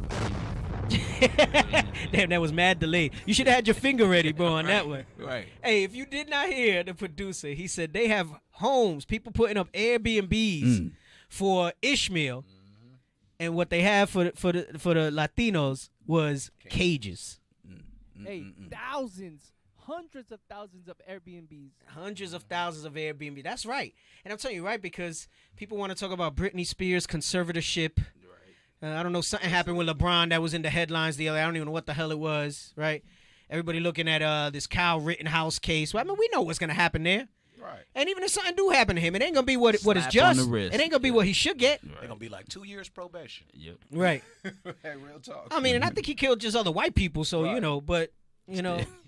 Collateral damage. Right, whatever. But still, you know. So everybody talking about all this stuff, and they forgetting about the stuff that's still going on, right? I tell you, boy, that's just the way. It's not even just the American people. That's just the way the world is nowadays. That's the way it is. That's the way it is, right? So it says our starting point was to consider the unique legacy of history and culture of Latinos in America. So I mentioned that there's some unique aspects of why the racism is ignored when it comes to Latinos versus so-called blacks, right? And that unique legacy is the indigenous factor, right? I wrote a note there. I put indigenous because that's the indigenous factor. That's the unique legacy. When you're dealing with so-called, even though we know historically, biblically, that some of the other tribes were with us, like the Olmecs, and we know that Solomon knew about this side of the world and things like that. By and large, right, they wound up fleeing to Africa after the siege in Jerusalem in 70 AD, and they came over later in the different captivities, right? There was sprinklings here, just like there was sprinklings of Northern Kingdom that remained back there when you read the history. That's right. But that unique legacy is that indigenous factor that I mentioned. All right, that it's different because what they did and what's very largely often forgotten, even though you can't really forget it because it's just so prominent, right? But it goes to show you the power that they have. Right. That's something that's front and center that everybody knows. See, this is why they're trying to take it out the school system. Is that there were people here, and you just stole it from them. So it creates a little bit of a different dynamic versus having brought people here. Right. Creates a different sentiment even. It does. Right? In some circles as to how you feel about that sort of thing. Right? So it says, so our starting point was to consider the unique legacy of history and culture of Latinos in America and how whites have racialized Latinos into a distinctive non-white group. Letting you know, all right, that even though some of us may look like them, they don't consider us them. They know, yep. We are considered a non-white group to them. So for you so-called Latinos that might tune into the show and be on the fence about where you're at in this repentance and say, no, I haven't gone through this stuff, all right? Even though you might have features and characteristics and skin complexions that look like them, they don't see you as them. Right. You a nooker just like they see everybody else as a nooker. That's all right. That's the way it's set up. They've racialized Latinos into a distinctive non-white group because in their hearts, because of that unique legacy, understanding the indigenous aspect of who we are, they don't care that conquistadors mixed with us because they know that we're still, in the higher levels, the people of this book. That's right. That's right. But then you got dum-dums in Israel that are like, no, because the conquistadors mixed with y'all and everything, y'all are Gentiles. All the tribes black. All the tribes are black. Every last one. Right. Even though we respect a bird. But Master telling you, nah, that's not the case. Right. They know what's up. Right. They know what's going on.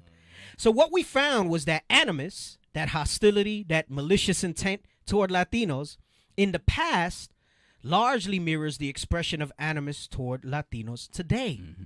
Meaning nothing's changed, even though you think it might have changed. In a way that mixes animosity toward the group with dislike towards certain ascribed behaviors. And this is where it begins to get a little more nuanced. In some ways, it is much like how the shift from old-fashioned and biological racism, and I highlighted here, when they say old-fashioned and biological, that's skin color and features. That's old-fashioned racism. That's biological racism when you talk about physical differences. So what he's saying is in some ways, it's much like how it shifted from that now. Wow. From old-fashioned and biological racism, and they've even do this with Judah, to racial resentment, and it changed the ways in which racism directed toward African Americans is expressed among whites. Because now, even under Trump, they won't openly say monkeys. I mean, some of them will put some stuff out there, but they'll start to say things like, well, all of us have the same opportunities. All of us have the same upward mobility. We're the ones disenfranchised now. Why aren't you taking advantage of affirmative action and all the other things that are there, right? So I'll answer this. So you have this setup of this old-fashioned racism, right, where no Negroes, no dogs, no Mexicans, no Latinos allowed, right? Segregation and whatnot. To now an integrate, even though it's not really integrated. I don't know if it'll come out at some point. I was reading it when I was doing the research for the show. When you think of New York, and I've even said this on the show, but at least amongst ourselves,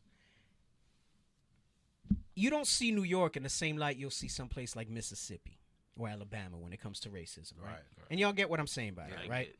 That, and we're going to read it when we read the article, the difference between the North and the South, even now to these days, is that at least the South is upfront about their racism. Right? So that's that old-fashioned biological racism type of thing. In the North, you wouldn't think that it's like that, right? But there's a stat, I can't remember. It's in one of the things I read researching the show. And Lord's Will it comes out. That says that New York is actually one of the most largely segregated cities in the world. I believe it. Because of the way the cities are. Because we all wound up moving to chill with each other, and then they kind of moved out. Right. They're trying to change that with gentrification and coming back in. Right, so what we call ghettos, which really doesn't mean the hood, there's difference. Yeah. Ghettos in its true form just means an ethnic area, right? So Chinatown's a ghetto, right? Little Italy's a ghetto, right? We went in obviously through vernacular and stuff like that. The verbiage that we use, ghetto means where we from. The hood. But it talks about how it's largely segregated, right? So I say that to say that it's more subvert, right, versus overt. Right. Okay, it's more like you got to look for it. Right. Versus back in the day when you had open segregation. Right, where it was like, blacks on the back of the bus, a white water fountain and a black water fountain. You can't go to certain places. Right. That permeates to this day down in the South because of just the way it's set up. So basically, it's still there. It doesn't have to be enforced. It's just it's so strong. It's embedded in that it's embedded in the society and in the culture. And you would think it's a little different in New York, but that's just because of the sheer number of people that are in a city and in a tri-state area like that where you see that sort of thing. All right. And I'll deal with the call in a second. I know the phone rang. All right. In some way, it is as much how the shift from I just want to finish this paragraph. Old-fashioned biological racism to racial resentment changed the ways in which racism directed toward African American is expressed among whites. What separates it from racial resentment, and we're going to deal with these terms in a moment after the call, targeted at African Americans, is how it is grounded in the historical perceptions of Latinos rather than a shift in norms of equality. Meaning, Latinos would never see, like it hasn't changed is what he just said. From when the conquistadors came till today, that mindset has stayed with them on how we are and what we represent. Meaning they cannot acknowledge fully, even though they may verbally, that this is a stolen land from them. It's a little easier for them to deal with so-called blacks saying, yeah, we did bring them over and stuff like that. Yeah. Because they'll take that low and try to throw it off and say that wasn't us. Right.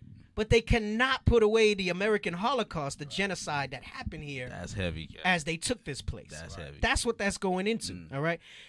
So you said there was a caller. What's the caller's comment? What scream me first. What are we talking about? It's a sister, and she's a teacher. Okay.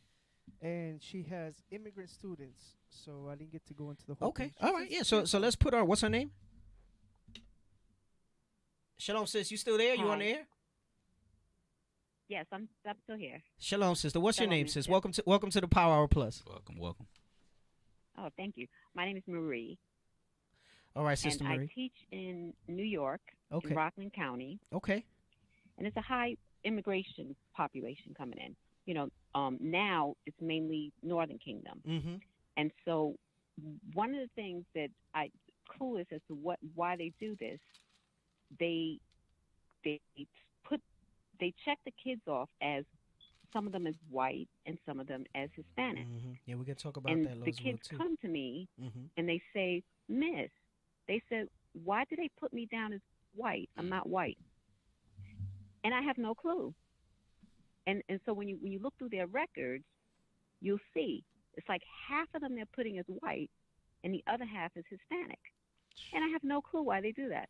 Yeah. Well, I mean, at the higher level, sis, and thank you for the call. It's always nice to get that type of insight. Those are subtle things that they do, and you might not even realize it. And look at how astute the children are to be able to ask that sort of question at a young age. And that goes into the whole. What was the term that we used? I don't even think we brought it out yet. Where it talks about ethnic racism versus the old-fashioned racism. Because when you deal with racism at the core of its definitions, it goes into features, right? So as a matter of fact, let me just break that down. So let's look up race, all right, as a definition. And I don't think Google's a good one. Start with something else. Let's look up race so I can make this point. And again, it all goes back to the attitude and how basically the racism is evolving for them, and it's evolving in such a crafty way, in such a cunning way, that they're able to say that there's no racism and people can believe that because it's, overt racism is Jim Crow laws. Subversive racism, or kind of less prominent racism, is things like what the sister just told us as a teacher that they're doing in that sort of thing, where they try to separate the ethnicity from the race. So they're still trying to put this thing there where they're dealing with that old-fashioned features, skin color type of stuff till this day. That's what, when you check off those boxes and do that stuff, really is. Like, I was registering my son for school, and sometimes they give you an option to answer that question about race and ethnicity, right? And I'll answer ethnicity. And if there's an option to not answer race, I leave it blank, because especially when it comes to Latinos, there is really no category, right? I'm not gonna let you say that I'm white. I know that I'm not. I mean, I'm black according to the way the Bible is and in my spirit, but I know I'm not physically black and I don't have the black features. So I usually ignore that question. So it's a little frustrating, and I literally today I was filling that out, and I felt it today. And I said, damn, I gotta put down that my son is white, because sometimes I put native if it's there. But then they start coming after you with all this other stuff. Oh, can you show your native benefits and things like that? Even with that. But it's not even there. Yeah. Even with that, they put an application. I filled one out today. They didn't even let me put other. Right. It put Hispanic or not Hispanic in the same category. Right. It's like you're the not hell even. Is this? Right. But you know what? I think that the people are checking it off for them. When I first moved into this wow. See, that's racist. That's something else. That's racist. That pissed me off. You just said exactly. So she asked me, the woman asked me, was my daughter had special needs? I said no. And then she gave me the card. I had a job interview in the same district. So I had to run to the job interview. So I grabbed the card, and I didn't look at it till I got home. And when I got home, she checked off special ed after I told her, no, we weren't special ed. And she checked off black. I didn't tell her to check off black. She just checked it off. Wow. Look at that assumption. So and there's some Northern Kingdom that look black. That's what I was wondering. Yep. So so I don't know, to me, like I said, I don't know what criteria they're using to say that some of the students are Hispanic and some of them are white. Right. And so they told me why did they put that? They say, why did they put that? Right. So I'm going to show you now with this definition why they do that, right? And this is that generalized overt racism, and it's just so accepted. It's just so part of it. So we read the definition of race here, and it says any one of the groups that humans are often divided into based on physical traits regarded as common among people of shared ancestry. They're purely going on physical traits. They're purely going on physical traits. The hell is this? And that's something that was established by them. Yep. See, the Most High dealt with nations. Yep. The Most High dealt with dividing of nations. He didn't have to speak about differences in appearance and race, because that was the default. Everything is done from the perception of Israel when you read the Bible and things like that. But so we just had to focus on the difference in that. But now in this whole globalism and in this type of world where they're trying to create this one and all people heaped on, like we read in First I bring that out a lot on when I'm teaching. First Maccabees 1, where it says everybody would leave their customs and leave their cultures, right? And we'll probably bring that out as we continue on in this particular topic, because it deals with that largely here, about the attitudes towards Latinos with that. But they're going by this antiquated, made up thing, which they did intentionally at some point down the line, to say that there's a difference, right? When we know that the differences really need to be categorized based on how the Most High made those differences, right? So it's funny, I read comments sometimes and things like that speak about, oh, well, you guys are mixed with conquistadors. Well, guess what? Judah and you're mixed with Romans and Greeks too. That's right. You're mixed with white people too. Yeah. So what does that really mean? What does that really mean? Nothing. You're falling into the hands of this, all right? And look what it also says. Thank you for bringing that out, producer. It says race is the fact of dividing people, or of people being divided. into such groups. So it's really just their method to continue to create divisions. And in doing so, those divisions aren't biblical because Hispanics and blacks should be united. Hispanics and indigenous, right, and all those scattered should be united. So when they do those things with those classifications and that stuff like that, this is the type of things that you get. Thank you, sister, for calling in. I know you watching from New York. I know Rockland County. When I thought I was going to stay in New York, I wanted to move to Rockland County, but it got real expensive because everybody moved up there.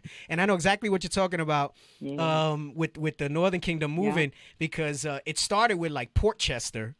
And then, like, they're going further and further up as they come in New York, like, you know, by and large, coming up there. And a lot of big Mexican community in New York. Yeah, like, they moved up there and stuff like that. So, thank you, sister, for calling in. Thank you. When you, I want go ahead. Yeah, if you got something else, go ahead. If you saw it on TikTok, where the Latino woman was going into a church, and they accused her of bringing in weed when she was bringing in cilantro for her soup dish that she was bringing for the potluck. Hey, sis, that's heavy. Let me tell you. And let me tell you, I did not see that. I would like to see that. And that goes perfect with what we're going to continue to break down here, all right, as we get into these classifications and things like that, all right? Because that goes into and I'm gonna say it, but it still needs to be explained. The ignored racism against Latinos, and why it's ignored is because they don't necessarily do it in the overt way of skin color and features and things like that, right? Because a majority of so-called Latinos do look very similar to them, even though we've just established that they see us as a non-white group, all right? What it really boils down to is that they try to say that it's behaviors that they don't like and not the race and not the people. So when you use that example of the cilantro and saying it's weed, no, an Italian person bringing in parsley would not have been accused of that. Not at all. Not at all. But they did it because in their mind that's racist. Definitely.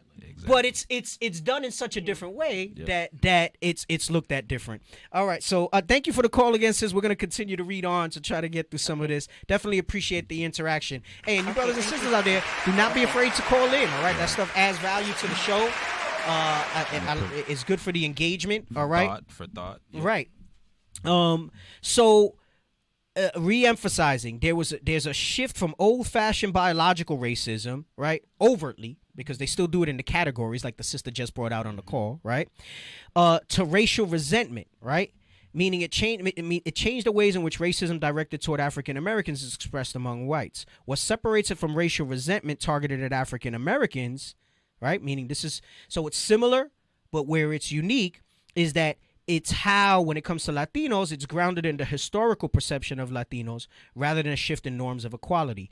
Whites' negative attitudes about Latinos, and this goes with the comment about the cilantro, are grounded in concerns about language, culture, immigration, criminality, which is why they thought it was weed, all right, and country of origin. And they have always been. We thought that a new measure of whites' animus toward Latinos that captured this could help explain some important phenomena in American politics. And I put Exodus 1 and 8 here because it says they are concerned about language, culture, immigration, meaning they're concerned about us as a people. Let's read that real quick.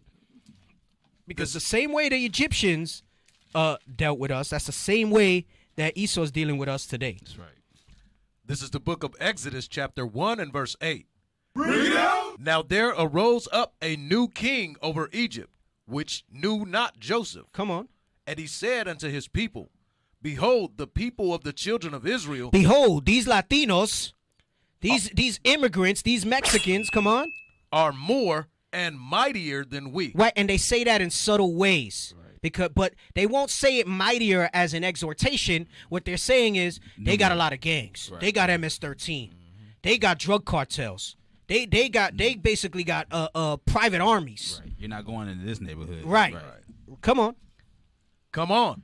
Let us deal wisely with them, lest they multiply. So let's create policies that'll discourage them from coming here, that'll discourage them from taking a foothold in here. Let's build policies that forces them to assimilate And if they don't assimilate, we're not going to get to it today. I got some quotes in here and stuff like that that's going to show you their sentiment and stuff like that. So this show today is just kind of setting the foundation for what we're going to be bringing out over the next several weeks. Like I said, I'll probably take a small pause for Thanksgiving because, you know, every year I like to get on that. Yeah. Right? I got to remind people about that. That's right. Yep.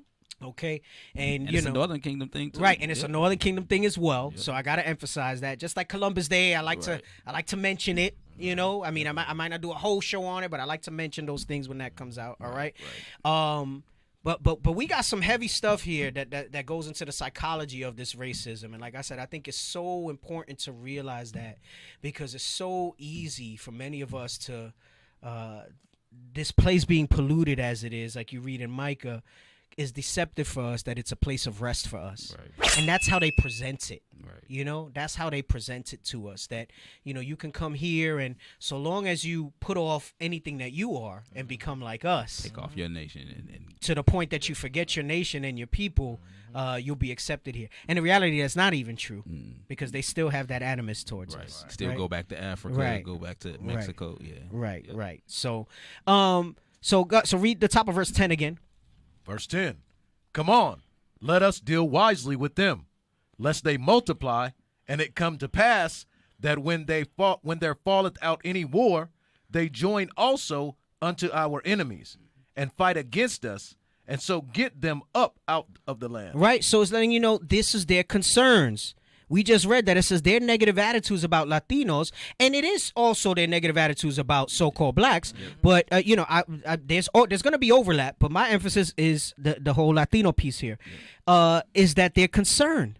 Hey, and language is a big one, and I'm going to tell you language and culture, and I'm not going to harp on it too long, but that permeates even in Israel, because if it's two Benjavites speaking the way they speak, I've seen Israelites not have a problem with that. But if it's so-called Northern Kingdom speaking, because you have these things that you might have experienced with Northern Kingdom in the world, you still have in your spirit this preconceived differences and notions, you're up in arms that they're speaking in their regular language. Do you not realize how you being like the soul? Now, the scripture does have a provision for that, but it talks about when teaching is being done. Right. And how you should have a translator. Right. If two people are speaking there, like, okay, let's say it was Hebrew. Let's say some of us are practicing Hebrew, right? Right. And I'm talking Hebrew to you just to practice my Hebrew casually. Why would anybody be offended by that? It's rooted in this sentiment that it's so strong, right? This anti-Latino thing, that it manifests itself with Southern Kingdom towards Northern Kingdom in language and cultural differences. Because though we have similarities, if you look for them, in how we were raised and things and stuff like that, there are differences in how we are culturally. Right. But where does that culture extend from? You're talking about the culture that was kind of put on us and that got evolved and has rudiments of the world mixed in it. Right. Because the reality is our real culture that we're all learning to embrace again, and will always be tainted to the day Christ returns, is the culture that we have in the Bible. That's right. So while, you know, we might have celebrated certain worldly holidays different or dealt with certain family gatherings a certain way, now in this walk, our culture is we're keeping a new moon together that's coming up, right? We're keeping Feast of Dedication, Feast of Tabernacles. And it's interesting because I think sometimes I do think it comes from a place of animosity, even amongst brothers and sisters that are with us here with those differences. But I also understand, and this is why I'm so passionate about bringing this out over the next few episodes, Lord's will, is that it comes from a deeply planted psychological thing, like the movie Inception. Yeah. Over the course of years, they've planted this in our people so much that even as you're walking in this repentance, you'll have those schisms there. And the Bible prepares us for all of that. If you're really in the spirit when you read the scriptures, nothing should surprise you that comes out in Israel. But invariably people are. Because if it was written, it's because it was happening. It happened, yep. And not just that it happened and that we do it, that it would happen again. So it alarms me when there's offenses, when there's schisms, when there's different things like that, that people are so in shock and surprised that those things happen. Where if you were really rooted in your walk, and I understand getting rooted takes time, right? Bishop Yaus was bringing out a good point in the excerpt that he sent me of a class he recently did. And it was going into more like how, you don't want to put people necessarily on a pedestal, but there's also that respect and reverence that does need to be there for those people. And what happens behind that is that in the beginning, as people are learning to be rooted on their own and building their own foundation, those leaders and teachers, whether it's intentional or not, become a source of supply in that foundation and rooting. It's like a gardener tending to the, like if you deal with gardening, right? You get the baby or you get the seedling, right? And until it doesn't do what it do on its own until it's a mature plant, right? And then even then, it still takes some things that you got to do. But at the very beginning, right, you won't put a seedling out into the elements. You start it at home, right? In the house. You water it, whatever, till it takes a certain root. Then you bring it out there and you do stuff with it. You set certain things up to help support it, right? If you're dealing with tomatoes or whatever, they have those sticks for certain things so that it could grow up on that, to hold it up. To support it. Yes, right. So I say all that, I'm not trying to digress, is that I understand where some of this comes from. And then in defensiveness, as most people carnally are, and we all are carnal, right? Galatians 5:17, contrary one to the other, the spirit and the flesh. These things manifest themselves, and then it becomes a thing of, but no, in the Northern Kingdom, you know how Northern Kingdom is. That shouldn't even be a topic, because I can say, how Southern Kingdom is. Very true. And like I said, it's different for me having grown up in New York City, because white people were not my best friends. I grew up with other so-called Hispanics and other blacks. And some of my closest friends were so-called African-American. And I don't say that to say I have black friends. That's just the way it was. Right. I got some black boots. You got some black boots? That's just the way it was. So I understand where that comes from. And I also hope that I know that everything is going to always be edifying, but I also hope that this helps maybe in that regard as we break this down to understand that this is all a construct that they put into play. And when you fall into those traps, you fall into that yourselves as well, right? So it's grounded in concerns about language, culture, immigration, criminality, and country of origin. And they always have been, all right? So it says, he talks about a little bit here, because I want to get into, we'll probably read, I'm not going to get to read the article, I don't think. We'll probably read the some of the definitions of some of these terms. It says, given this intuition, we started trying to develop the measure. So he talks a little bit about how he created this measure, all right, of Latino racism, ethnicism, right? So it's racism and ethnicism. It's racism when it comes to things like skin color, features, and appearance, and it's ethnicism when it comes to these other concerns about language, culture, criminality, and things like that. Conceptually, LRE recognizes that whites are likely to conflate race and ethnicity with race-neutral behaviors, and we're going to deal with those terms when thinking about Latinos. As such, LRE contains items that refer to the legacy of immigration, linguistic differences, and specific beliefs whites may hold about Latinos. Let's get Deuteronomy 28:37. I'll tell you what their specific beliefs are. Yael said, I got a black gun.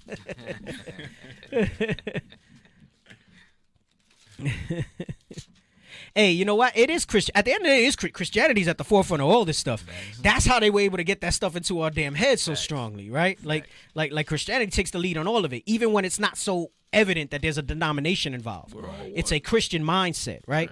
I mean, a lot of these don't tread on me. They tell you it's a Christian country and all this, but what does that really mean? It doesn't have weight. It's not Christian from the perspective of the Bible, right? It's what they think and what they mean. Basically, so long as it's white, it's right. As long as he said it. Right, as long as he said it. As long as, like I've often said before, the reason they're so okay in Christian churches with accepting you into their churches now in these days, some of them, not all, is because in their minds, the kingdom of heaven is a white Jesus with a white king and a white God, and they're still going to be on top. Right. That's right. You'll be let in, but you're not going to be equal.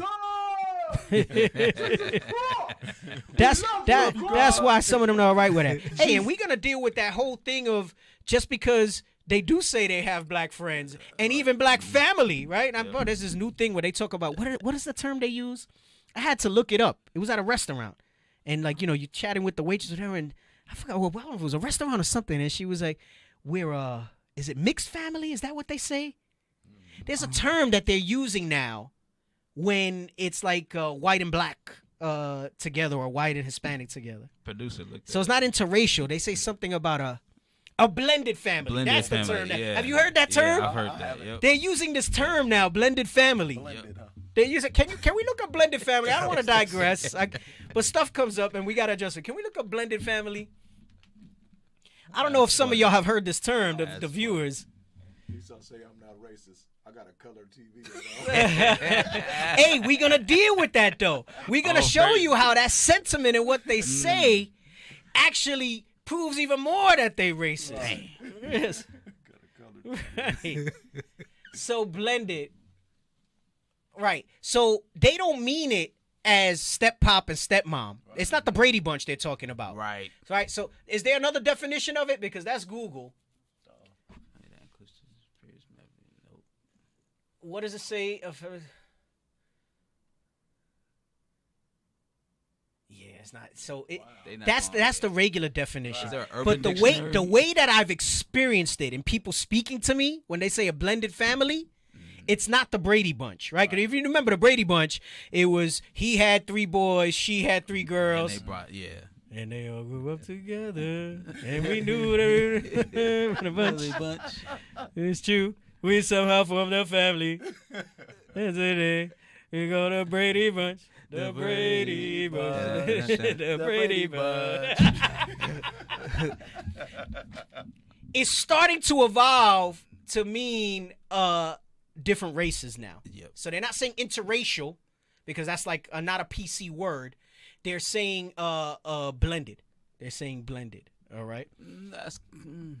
Right. I thought it was step parents. When I grew up, it was step parents and step children. All right. Yeah. They're not gonna give us they're not gonna give us the definition. They tried there where it's talking about a biological. Yeah, sibling. but they won't say what it is. Yep. They won't say what it is. All right. So we got a caller. Give me some background of the caller first. Hey, the brother had a question about dang, I forgot. I'm sorry. I'm over here. It's a sincere question. Okay. Is it related to the topic? Yes, sir. Yes, Okay. it is. All right. Shalom, caller. What's your name? Welcome to the show. Shalom, Capitan. This is Brother Ray Uel out in Riverside. Hey, shalom, brother. Shalom. I wanted to make Can you hear me? Yes, I can hear you, sir. I just wanted to make a quick emphasis on who first started off that races by phenotypes. You know what I'm saying? Mm-hmm. It was a German named Johann F. Blumenbach. I've heard that name. In I've heard that name. So go ahead, continue.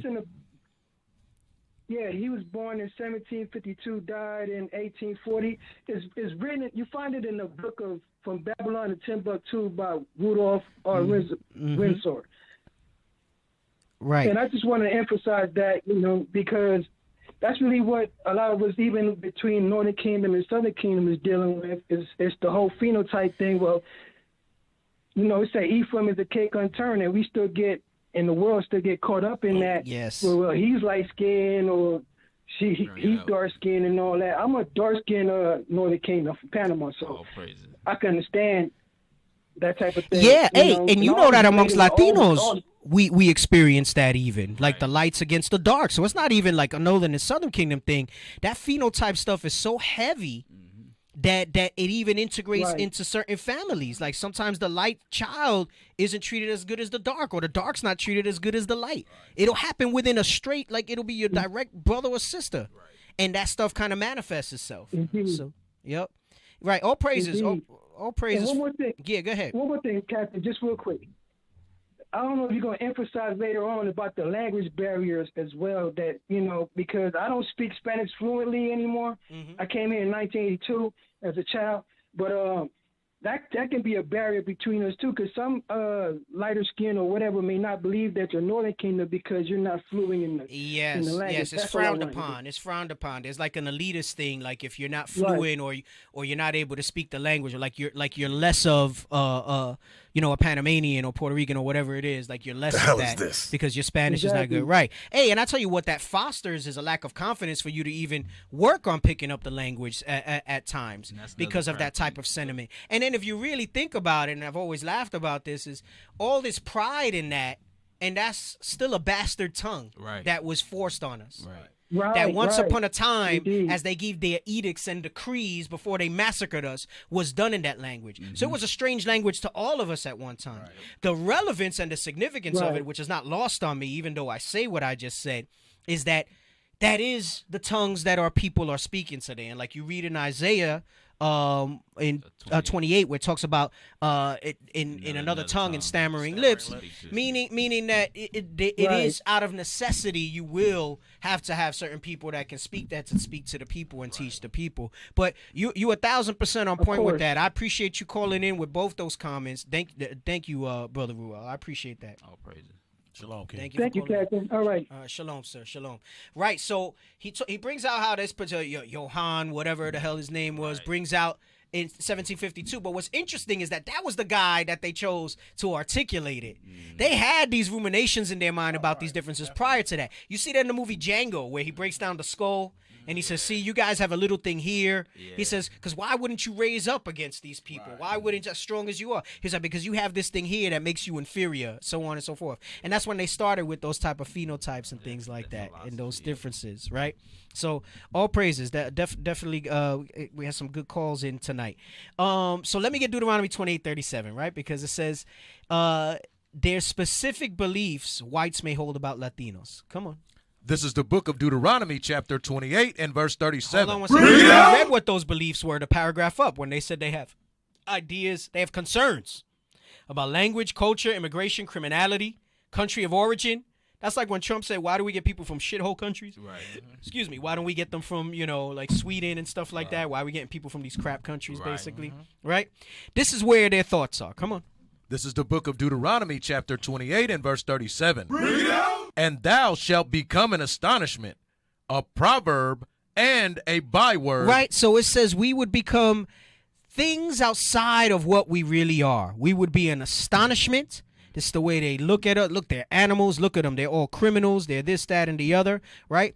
A proverb, that's those stereotypes, and a byword is being called outside of what we are. Not being called Israelites is a byword.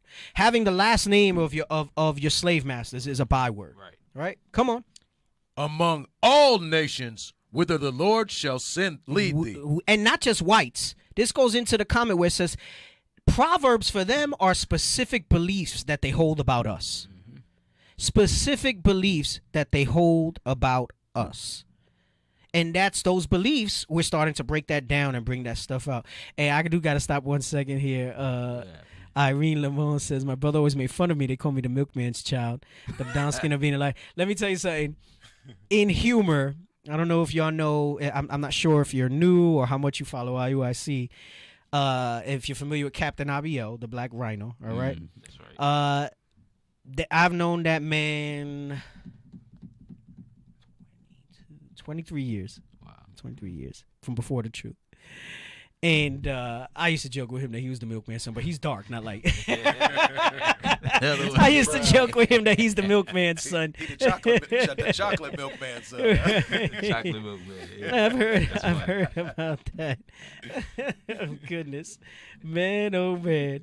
He said Jesus don't care about race. Can we put we're not sent for the lost sheep of the house of Israel? I'll give that much credence to it, and then bye-bye. All right? The hell is this? Okay. Nice try. Nice try. What a coat. He said, what a coat. Peter Purcell. Because we bringing out the truth. If you Israel, repent, Peter. That's right. If you the devil that buys his pizza, bye.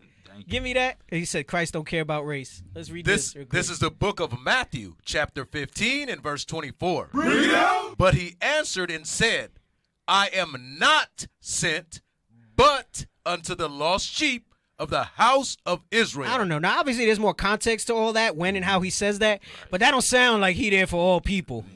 That don't sound like he don't care about race. That's right. That sounds like he talking all the way about race. Be quiet. Be quiet. Back to Deuteronomy 28. Yep. Back to Deuteronomy. So we read Deuteronomy 28.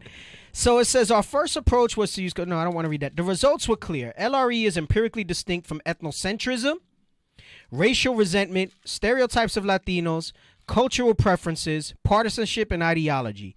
He said they were onto something. So he's saying that basically as we read through this book, the data that they collected although it's based on all these different, and these are all different forms of racism, ethnocentrism, racial resentment, stereotypes. That's what we read in Deuteronomy. Deuteronomy 28:37, when it says astonishment, proverb, and byword, covers all these academic terms that they're using here when it speaks about this, right? Cultural preferences, partisanship, and ideology. Partisanship is being partial, all right? That means your preference, right? Same thing. It says they were on to something, all right? Let me see if I want to jump before I get into some, because we do have some time to go over the Wikipedia stuff, but we won't be able to do the rest of the book today. Let's see. Let's jump to the page on the preface where it says Donald Trump's campaign. It says, did you get it yet? It should be the next page. I think I sent them in order. When I take the pictures, I gotta make sure my nails don't look dirty and stuff. People gonna think I'm dirty. Come on, man. I don't know. I'll be looking at people's nails and stuff like that, and their teeth too. I don't know. That's how it says. Tell a lot about a person. Yes, right. Donald Trump's campaign in 2016 jump-started our efforts. Trump's rhetoric and policies, right? Rhetoric and policies made it evident that whites' attitudes about Latinos was going to be a central concern of the 2016 campaign. You know how it became evident? Because like I said earlier, they responded to him. That's right. They responded to him. Right. They went from, even people in his own party when he was a candidate, they went from no way, no how, to they responded to him, bro. So it says, we again put a partial LRE scale on the 2016 CCES. More importantly, the campaign made it clear that how whites' animus toward Latinos shaped politics was a bigger question than we initially intended to explore. So they, basically, like I had brought out, him coming on the scene, the Most High setting up the basis of men's, there was a catalyst. From a spiritual perspective, that was a catalyst for our people. Yeah. They're saying just from their research, so even they can acknowledge that it was significant that he was raised up into office. Chosen, yeah. He says President Trump tied his rhetoric about Latinos to more than just immigration. He reinforced the existing tropes, Deuteronomy 28:37, the proverbs, the bywords, right? Connecting Latinos with crime and with election fraud. All right, let me get John 1:46. I thought of this when I read this.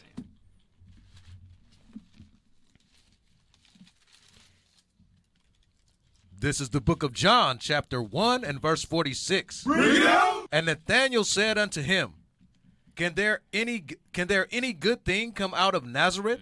Philip saith unto him, Come and see. Right? So the point that I want from that, right, and that was among Israel that they were saying that. Right. He's letting you know that's what Trump was basically saying. He reinforced existing things, basically saying they're all no good. Can anything good come out of Mexico? Right. Can anything good come out of this caravan? Remember the caravan? Right. It's the caravan. The caravan is coming. Bro, like if it was the British Army coming to whoop they behind for saying the hell with you, king, whatever the hell the king was at the time. Wow. Damn. Caravan. The caravan. Bro, a lot of people, you got short memories. You forget that thing. Right. That thing was in the news for weeks. Bro, you had the helicopters there, seeing it. Right. Bro, all them helicopters, the caravan suffering. You don't think they could have, like, dropped some food to them, some water, something? Right. You know what I'm saying? Bro, they were walking with chancletas, right? Slippers, if you don't know what I'm talking about. Just like shower shoes. Just walking up from like walking through the jungles of Central America to try to get up over here. And then have your children taken from you. Bro, and then, we wicked as hell, especially when we without these commandments. To then have people of our own people messing with people in there, right? All types of crazy. Bro, it's the curses. It's the curses. So it says this was basically what Trump was rolling with. It says that we were finishing the final details of this manuscript, for instance. This is what he told a young group of conservatives. And when they're saying all of this stuff, and those illegals, and I made a note here, it wasn't just illegals, because we read that even U.S. citizens were getting in the mix and locked up, right? Get out and vote, because they vote anyway, right? So this goes into that thing where it's not that general racism. It's not that old-fashioned racism. Right. They try to make it about assimilation and policy, right? They try to make it race neutral.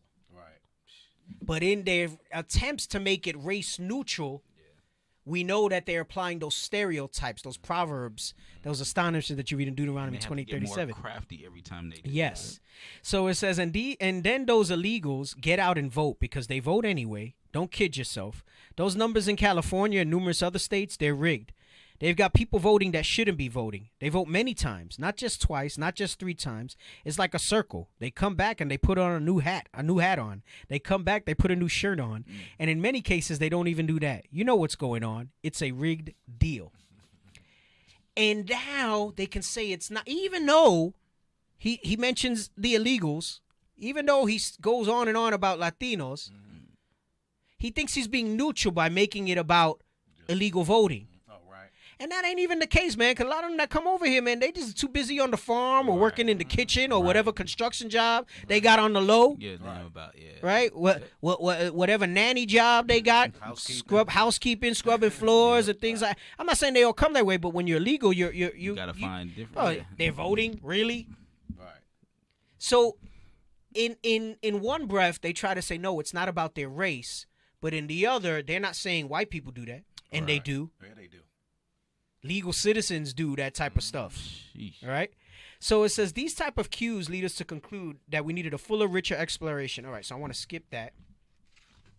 And I think that's all I got on the preface. And I'm going to go into the some of the definitions a little bit that I had with the Wikipedia. All right. Let's bring some of that up. Not the encyclopedia. Okay. Let's start with the racial resentment scale. I'm going to give a little intro into that, because we spoke about racial resentment. And I hope I have all my definitions here. My intent was, as we read these articles, some stuff I didn't post, that we would just click on it, all right? So apparently there's a racial resentment scale. And it's a measure of symbolic racism, which we're going to get into in a moment. It was created by Donald Kinder, I suppose it's some Edomite, and Lynn M. Sanders for the American National Election Studies in the 1980s. It has been considered the dominant measure of symbolic racism since its inception. So in order for me to explain this racial resentment scale more, we must understand what symbolic racism is. So let's bring up symbolic racism. Symbolic racism, also known as modern-day symbolic racism, modern racism, symbolic prejudice, and racial resentment. Right? Remember, we read that term in the book. Yeah. He says it shifted from old-fashioned racism to racial resentment. Right? So even though the phenotypes are still in their head, they don't speak about it from phenotypes no more.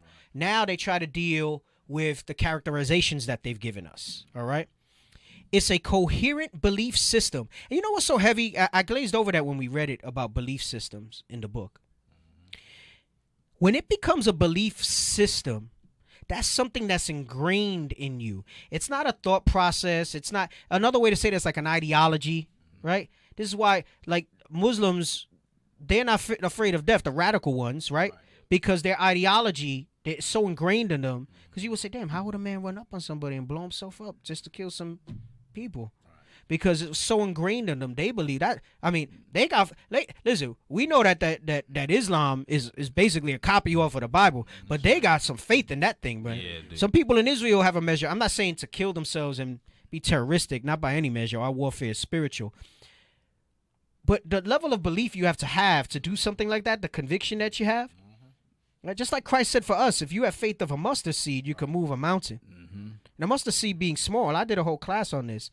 We really got to take a step back and realize how I don't think faith is one of those things that you need to try to boast about or be proud of. Right. Because the way Christ broke it down, all of us have opportunity for our faith to be increased. Yep. That's right. All of us have opportunity for our faith to be increased. Right. And that's why it's challenged and tried at different times to see where you're at with that thing. But anyway, it's a belief system. And it says that belief system reflects an underlying one-dimensional prejudice towards any ethnicity. These beliefs include the stereotype that black people are morally inferior to white people. This falls under racial resentment. And white people are racist, right? So they try to throw the whites in there, but they are racist, right? I mean, we know biblically not a one of them is right? Of course, they're going to try to have the dialogue academically that, it goes both ways, right? And that black people violate traditional white American values, which they put as such as hard work and independence, right? Let's click on that. I didn't click on that, the white American values. Let me see what that says a little bit. What are these white American values that they're talking about? It doesn't highlight values, just white. No, just click down into 2 words. It says white Americans. Damn. Okay. It's separated. Damn. That would have been nice. Yeah, they won't put that much info out there. They can put that out there. All right. So white American values. The fact that, values should be values, right? But then they got white American values, such as hard work and independence. The fact that they would even write that's white American values. Right. The Bible teaches us. It says hate not husbandry or laborious work. Right. Right? And husbandry doesn't mean being a husband. That's going into farming because at the time it was agricultural, all right? Or laborious work, all right? It says such as hard work and independence. We believe in independence. The scripture tells you owe no man anything. Right? Clear your debts. Right. Hard work. Black people didn't become lazy till we stopped working for free. Right. You be lazy too if you weren't getting compensated for that stuff. Saying. So it says this all falls under racial resentment, right? And these are beliefs. This isn't what they think. This is ingrained in them. All right. And now it mentions black here because, again, Latino racism is ignored. Right. But the same racial resentment is applied to Latinos. We just read a couple of examples of it. Right. It says such as hard work and independence. However, symbolic racism is more of a general term than it is one specifically related to prejudice towards black people. These beliefs may cause the subject to discriminate against black people and to justify this discrimination. That's the crux of racial resentment. They will discriminate, but then justify it by saying things like, I got a black friend. I'm not racist. I have a blended family. I have this. I have that. Right? Some people do not view symbolic racism as prejudice since it is not linked directly to race. So that's them getting into semantics, right? Because we read that race is the old school racism, features and skin color. But is indirectly linked through social and political issues. And that's the crux of it because that's how you see the racism prevalent today. That is a evolved racism. And I think that comedian that we had put up that one time on the show where he said reverse racism doesn't exist because essentially he said it much funnier. He said essentially you would have to have authority to inflict some institutionalized racism on it. And that's what this is talking about. When it's linked to social and political issues, who are the ones that really have the power to move things socially and politically, right? Our power comes with this. We can move things socially, right? Based on this, and that's what we do through the Spirit of the Most High in Christ, and trying to move our people socially together, community, repentance, right? Coming out of those mindsets, eliminating those strongholds and stumbling blocks. But this goes to show you that it is very much one-sided because, the earth is given into the hand of the wicked. So it says David O. Sears and P.J. Henry characterized symbolic racism as the expression or endorsement of 4 specific themes or beliefs. So this is how they categorize it. And when I read black people here, I want you to understand when you look at this book, the topic and the title of the show is Ignored Racism, White Animus Toward Latinos. All right. Just reading this shows you how it's ignored. Even though we just read that it says it may cause the subject that it's not specifically related to prejudice towards black people, but they're going to make their beliefs based on black people. And again, that's all by design. It's all part of their process, right? So it says these are the 4 specific themes or beliefs that characterize symbolic racism. This is what they call symbolic racism. Black people no longer face much prejudice or discrimination. The mere denial of the fact that so even when, this is why it can sting a little bit when you got so-called blacks saying Latinos don't experience racism, especially those of us who experience it and know it. Same way you feel when white people say you don't experience racism, that's how so-called Latino feels about experiencing racism. The failure of black people to progress results from their unwillingness to work hard enough, right? And you'll have some in some circles that say Latinos work hard, but then they'll say they'll say we're lazy kind of after the fact because of our culture and our thing. We like to drink and eat to excess. We like to party. Well, all Israel's are festive people, right? I mean, You know, that's characteristic of us. Black people are demanding too much too fast. Wow. Black people have gotten more than they deserve. So those are the 4 tenets of this symbolic racism. And then based on those, if you look at those 4, whenever somebody says a comment that they're not racist, but then expresses any views that are somewhat related to this, then you're racist. Right? And you're racist. Right. Symbolic racism is a form of modern implicit racism, right? So let's just highlight that, right? And also, you can tell that they're racist by how they can say we are a certain, we can. Like they're the authority. Right. Like they could just say that this is what we are. You're not hardworking. You don't work. Yeah, and it's like, what experience do you really have with us? Yeah. Right? And again, when we read the book, it talks about that too. Like, it's easy for them to say that they don't experience that because they don't look at. See, this is when I read the article, which we won't read today. We, as Israel, Northern and Southern Kingdom, right? We tend to look at things in terms of we when it comes to us and that reality of racism, right, because we've experienced it and lived it together in one measure or another. Right. Like I said, in these times, because of my what they call white passing, I may not have experienced as much, although I can tell you I have experienced based on features and stuff like that. Because, anybody who really knows, I don't look like your middle American white person, right? There's an unfamiliarity with certain types of Hispanics, and there's this stereotype amongst our people of how Hispanics should look. I mean, I go to New York. There ain't nobody in New York that thinks I'm white. Right. They know that I'm Puerto Rican or something of that ilk because there's a familiarity with that exposure to that. My point being, when you go into this, as far as that, there's this thing that we deal in terms of we because we experience it and we live it. So when we see, a Latino being unjustly killed, a so-called black being unjust, we can relate to that and say, damn, that could be my kid. That could be me on a pull over or stop. Since they don't live that because of the benefits, even if they are not racist, since they don't live that because of the benefits of them being the rulers of this earth, white privilege. Right, the white privilege, right? They benefited from it whether they want it or not. Right. They don't look at it and they can't give credence to what we're really going through. And then we know spiritually it's in their bones not to anyway, so they don't really give a crap. All right?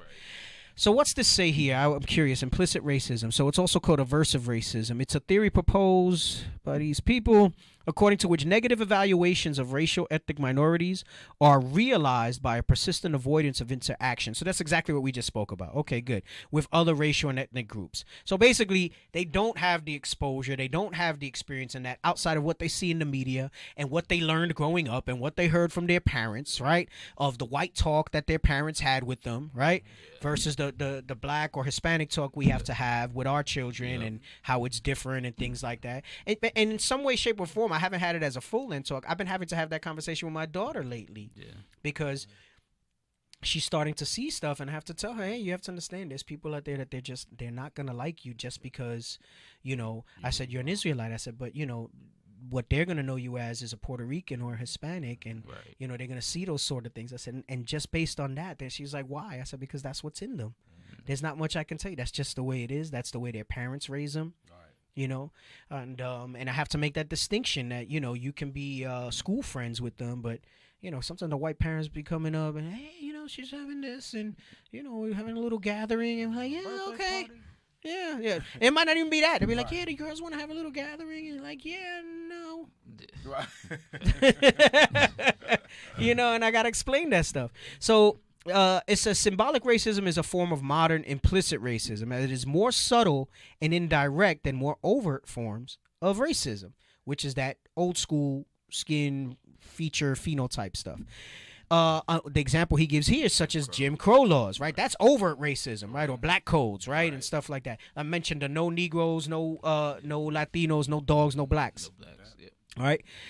That's overt racism, right? The symbolic, this implicit racism is that subtle stuff, which is those 4 tenets that we read and how it drives policy and how it drives social movements around that stuff.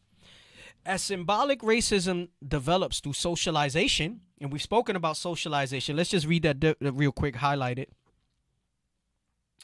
in sociology, socialization is the process of internalizing.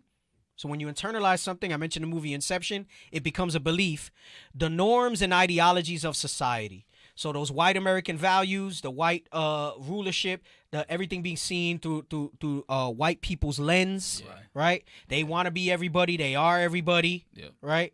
Man, there's one part when we read in the article, they said it's so bad when you think about that socialization piece that there was some controversy apparently around that time when the Lord of the Rings was coming out, because they were like, damn, why there's so many white people and no black people in the cast of Lord of the Rings?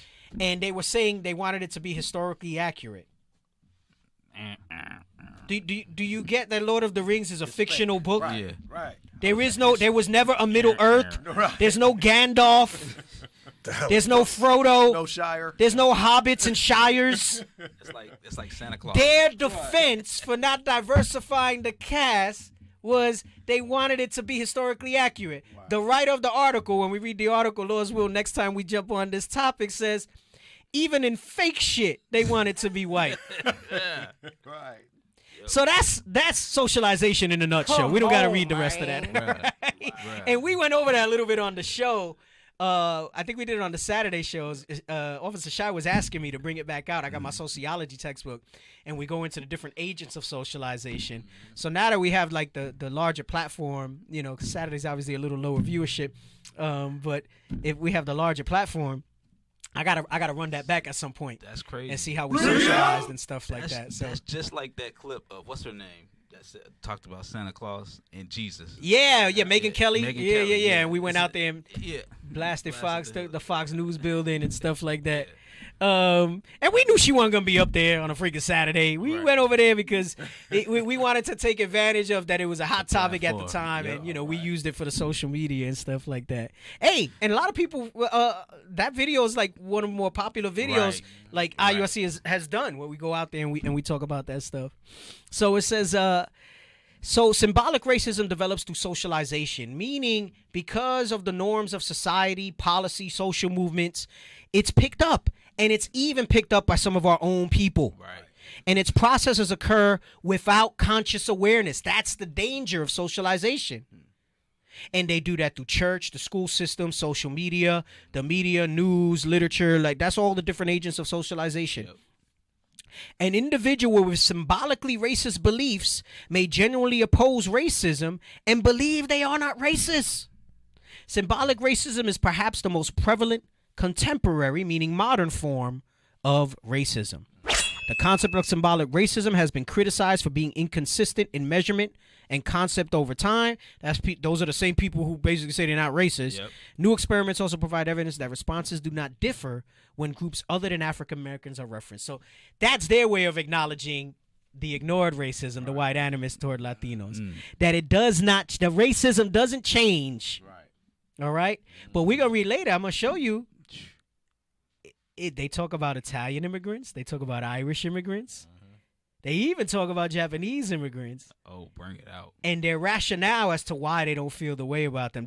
I'm just teasing it. I'm setting it up for the next episode. When we get on that. They gotta stay tuned, y'all. And we gonna go in on that. All right. We still got a lot to read on these. So Officer Shai, do not lose these. I mean, they'll stay in the feed. So when I say bring these up, we're talking about this because, like I said, we're gonna be spending some time on this for a little bit. All right. We're running up basically on the end of the show now, so I'm gonna wind up cutting it there. All praise. All right. I pray that y'all stay with this understanding, and that y'all got any closing thoughts, anything y'all want to say on this. Y'all spoke a little. I mean, you should speak a little more. I know you're gonna say, oh man, but you were flowing. I don't want to. It looked like y'all was getting excited in the seats, you know. But I mean, give me Leviticus 26. Go ahead. Okay, thank you. Say something. All right, give me Leviticus 26. And this is the same thing that Christ was saying when he said you're going to be hated of all nations. 26 and verse, I think it's 17. Hey, before you read that real quick, so Yael makes the comment, and this is exactly what we just read about the symbolic racism, Soldier Yael. It says, many Southern Kingdom brothers and sisters, especially in the South, he says, have an inbred prejudice against Northern Kingdom based on ignorance, and I find it very interesting. And it's based on socialization and this very subject that we're speaking about, you know? But go ahead, officer, bring out your script. Bring out your script. Stay with us, brothers and sisters. Brother gonna bring out a script here. This is the book of Leviticus, chapter 26 and verse 17. And the reason I'm bringing this out is because we always look at, we're looking at the different tribes and the two kingdoms, right, separately. But we got to figure out how are we going to put us together, right? Because when we're looking at how here's going over how we're divided in how the other nations look at us when we're talking about ignored racism. They ignored certain types, or they make it different. But this is how we're going to be identified together. Go ahead. This is the book of Leviticus, chapter 26 and verse 17. And I will set my face against you, and ye shall be slain before your enemies. So we see that in history. We've been slain before our enemies, right? For 400 years plus, for 500 years plus, we've been slain before our enemies, right? Go ahead. They that hate you shall reign over you. They've been reigning over Northern Kingdom and Southern Kingdom. So this is how we're going to put ourselves together, and we have to stop dividing those lines because they're gonna separate us based off of how they've been treating us in captivity. Bring it out, right? So we have to know how to, when we're on the streets, when we're teaching in these platforms. The reason why we're doing this is to show us that we the same people. We the same people. Go ahead. And ye shall flee when none pursueth you. All right, so that's all I wanted on that, but I just wanted to end it with that because I know, we've been talking about the differences of racism. Hey, and I'm gonna tell you something. Perfect example before we boot his comments. Dathan McKnight talk about this white man is not a descendant of Israel or any of his wives. He's not Northern or Southern There Kingdom. we go. So there we go. Thank you for the real world example. The biblical. Right. All right. I don't know how you found us. I think you think you found us. The Lord brought you here. That's right. Just to close out exactly what I just went over to show you that sort of thing that's going on right there. So all praises to the Most High. That's right. Shalom to the haters. That's Shalom right. to the haters. We're gonna get there though. Remember, it's a set number. It's a certain portion that's gonna be there. You got anything? Closing thoughts? No, sir. No, you good? Yeah. All right. Hey, listen. Saturday. All right. We had a replay last week. The Saturday show is back. We're changing the format of the Saturday show. All right. We're going to alternate between Spanish and English, okay? Right. So this Saturday, all right, we're going to have the Power Hour Plus en Español, all right? So you can spread the word. It'll be a Spanish-speaking hour of power, all right? And then on the off week, we'll have some of the officers in here, and they'll continue on with the English show, all right? So we appreciate that continued support. I know some people aren't able to tune in on Saturday, different time zone stuff going on. We're also going to put those things up on YouTube so you can watch after the fact. We want the Spirit to move through these men. We're going to try to help develop these men so that they can be able to take the next steps behind us and be on these shows and do that sort of stuff, all right? So Saturday we'll have the Power Hour en Español, all right, this Saturday. The following week it'll be in English, right? And it's going to be hosted by the officers here in IUIC Phoenix, all right? So we appreciate your support in that regard, okay? And tune in next week, Lord's will, all right? Power Hour Plus. We'll do the Thanksgiving special. Right. All right. And then we'll jump right back onto this white animus and this ignored racism topic as we continue on. Definitely appreciate all the support. I'm all praise to the Most High. I was glad to be back. Yes. And Lord's will, the Most High can continue to use each and every one of us as a vessel to bring this understanding out. All right. So y'all have a good night. Stay safe. And with that, we say shalom. Shalom, Israel. Most High in Christ. Lego. Israel is back. We back. Israel is back. We got back. The nations running scared because Israel is back. All eyes on us because we keeping them low. When the Lord will return, Babylon will fall. Precept solid. We got them on lock. God's chosen people with Christ as our rock. Israel is back. We back. Israel is back. We back. You heathen, get ready for our whip to crack.